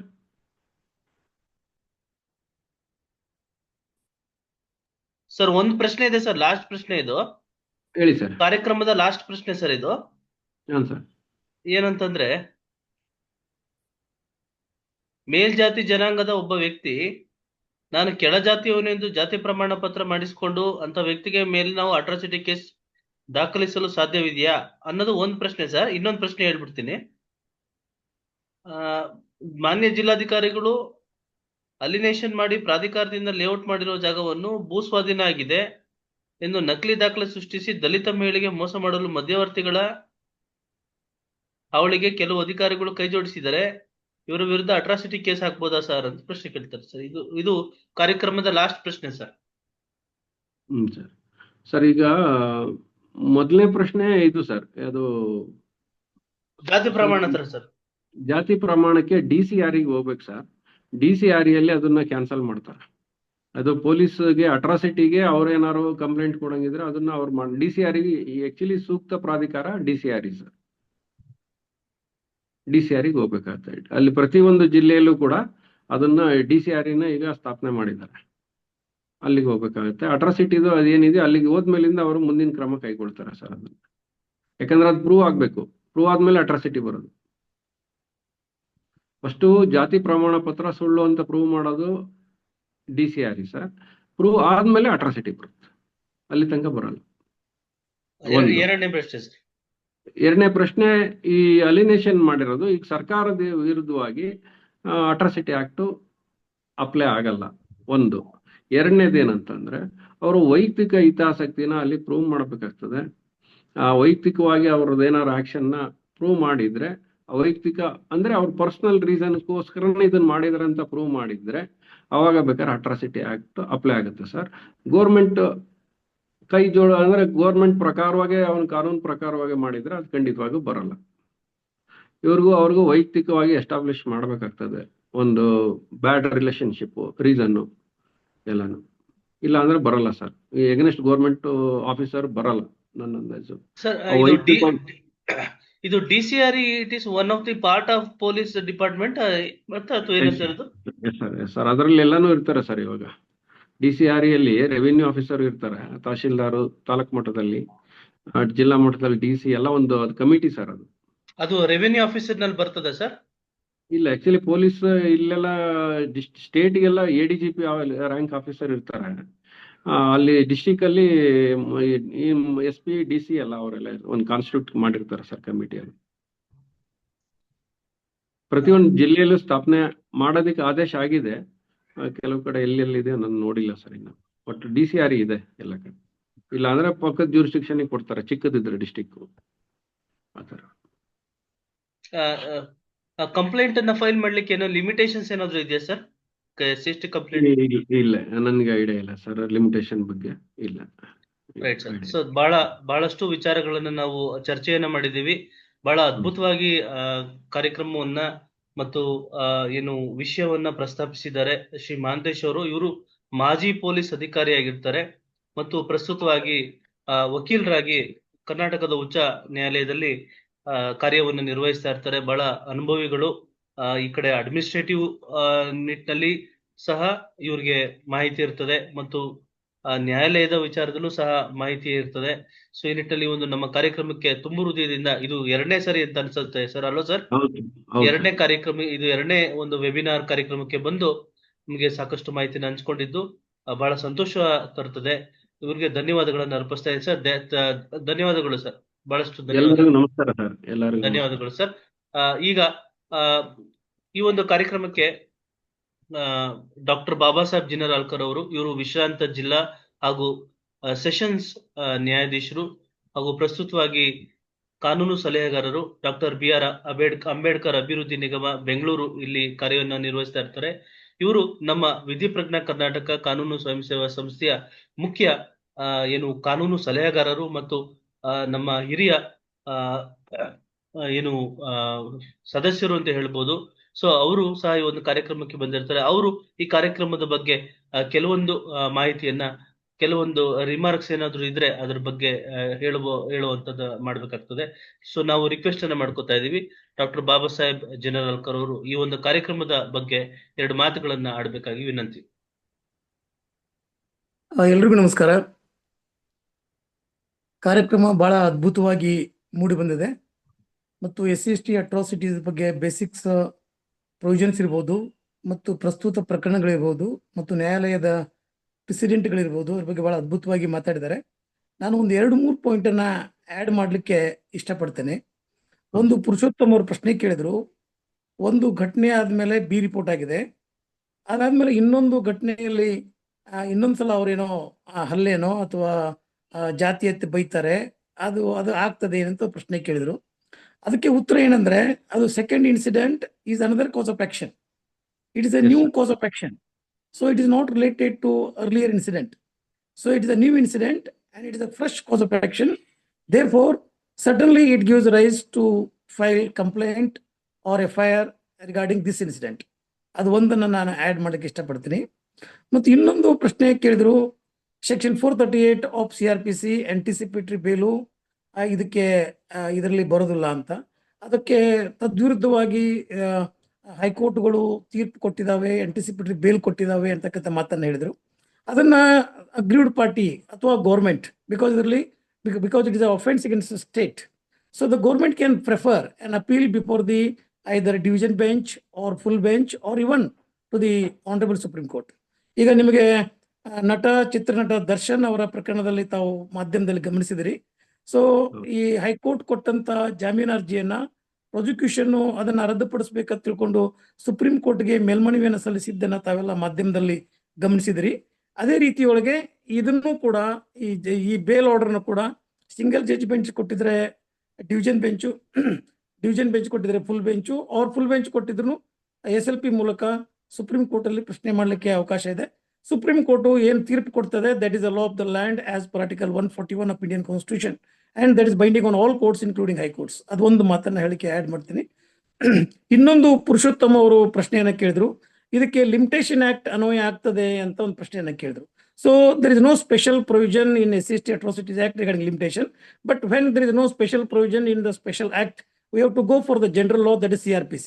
So CRPC ಅಲ್ಲಿ ಏನ್ ಹೇಳಿದಾರೆ ಅಂದ್ರೆ ಓನ್ಲಿ ಫೈನ್ ಹಾಕ್ತಕ್ಕಂತ ಸಂದರ್ಭ ಇದ್ರೆ ಅದು ಕೇವಲ 3 ತಿಂಗಳು, ಮತ್ತು 6 ತಿಂಗಳ ತನಕ ಶಿಕ್ಷೆ ಆಗ್ತಕ್ಕಂಥ ಸಂದರ್ಭ ಇದ್ರೆ 6 ತಿಂಗಳು, ಮತ್ತು 1 ವರ್ಷದ ತನಕ ಶಿಕ್ಷೆ ಮಾಡಬಹುದಂತ ಅಫೆನ್ಸ್ಗಳಿದ್ರೆ 1 ವರ್ಷದ ತನಕ, ಮತ್ತು 3 ವರ್ಷಗಳ ತನಕ ಶಿಕ್ಷೆ ಆಗಬಹುದಂತ ಅಪರಾಧ ಆಗಿದ್ರೆ ಅದು 3 ವರ್ಷದ ತನಕ, ಮತ್ತು 3 ವರ್ಷಕ್ಕಿಂತಲೂ ಹೆಚ್ಚು ಶಿಕ್ಷೆ ಆಗಬಹುದಂತ ಪ್ರಕರಣಗಳಿಗೆ ಲಿಮಿಟೇಷನ್ ಇಲ್ಲ ಅಂತ CRPC ಅಲ್ಲಿ ಹೇಳಲಾಗಿದೆ. ಸೊ ಅದರಿಂದ CRPCಯ ಕಲಂಗಳು ಇದಕ್ಕೆ ಅನ್ವಯ ಆಗ್ತಾ ಇರೋದ್ರಿಂದ, because CRPC is A general law. So ಈ ಸ್ಪೆಷಲ್ ಪ್ರೊವಿಷನ್ ದಲ್ಲಿ ಅಂತ ಯಾವುದೇ ಒಂದು ಸ್ಪೆಸಿಫಿಕ್ ಪ್ರೊವಿಷನ್ ಇಲ್ಲ ಅಂದ್ರೆ then we have to take the assistance of the general law, that is CRPC. So ಅದರಿಂದ ನಾವು CRPC ಹೇಳಿದಂತ ಕಾಲಮಿತಿ ಲಿಮಿಟೇಷನ್ ಇದೆ, ಅದನ್ನ ನಾವು ಅನ್ವಯಿಸಿ ಇದಕ್ಕೆ ಹೇಳಿಕೆ ನಾನು ಇಷ್ಟಪಡ್ತೀನಿ. ಕಾರ್ಯಕ್ರಮ ಬಹಳ ಅದ್ಭುತವಾಗಿ ಮೂಡಿ ಬಂದಿದೆ. It is highly informative, executive, inspiring, and thank to the speaker Sri Mahantesh, who was earlier ex-police officer and presently practicing in Honorable High Court of Karnataka. ಒಟ್ಟಾರೆ ಕಾರ್ಯಕ್ರಮ ಬಹಳ ಅದ್ಭುತವಾಗಿ ಮೂಡಿ ಬಂದಿದೆ. I am again thank to Mr. Purushottam, who is man behind this wonderful program. Thank you, Honorable. Okay, thank you so much, sir. Thank you so much, sir. Now it is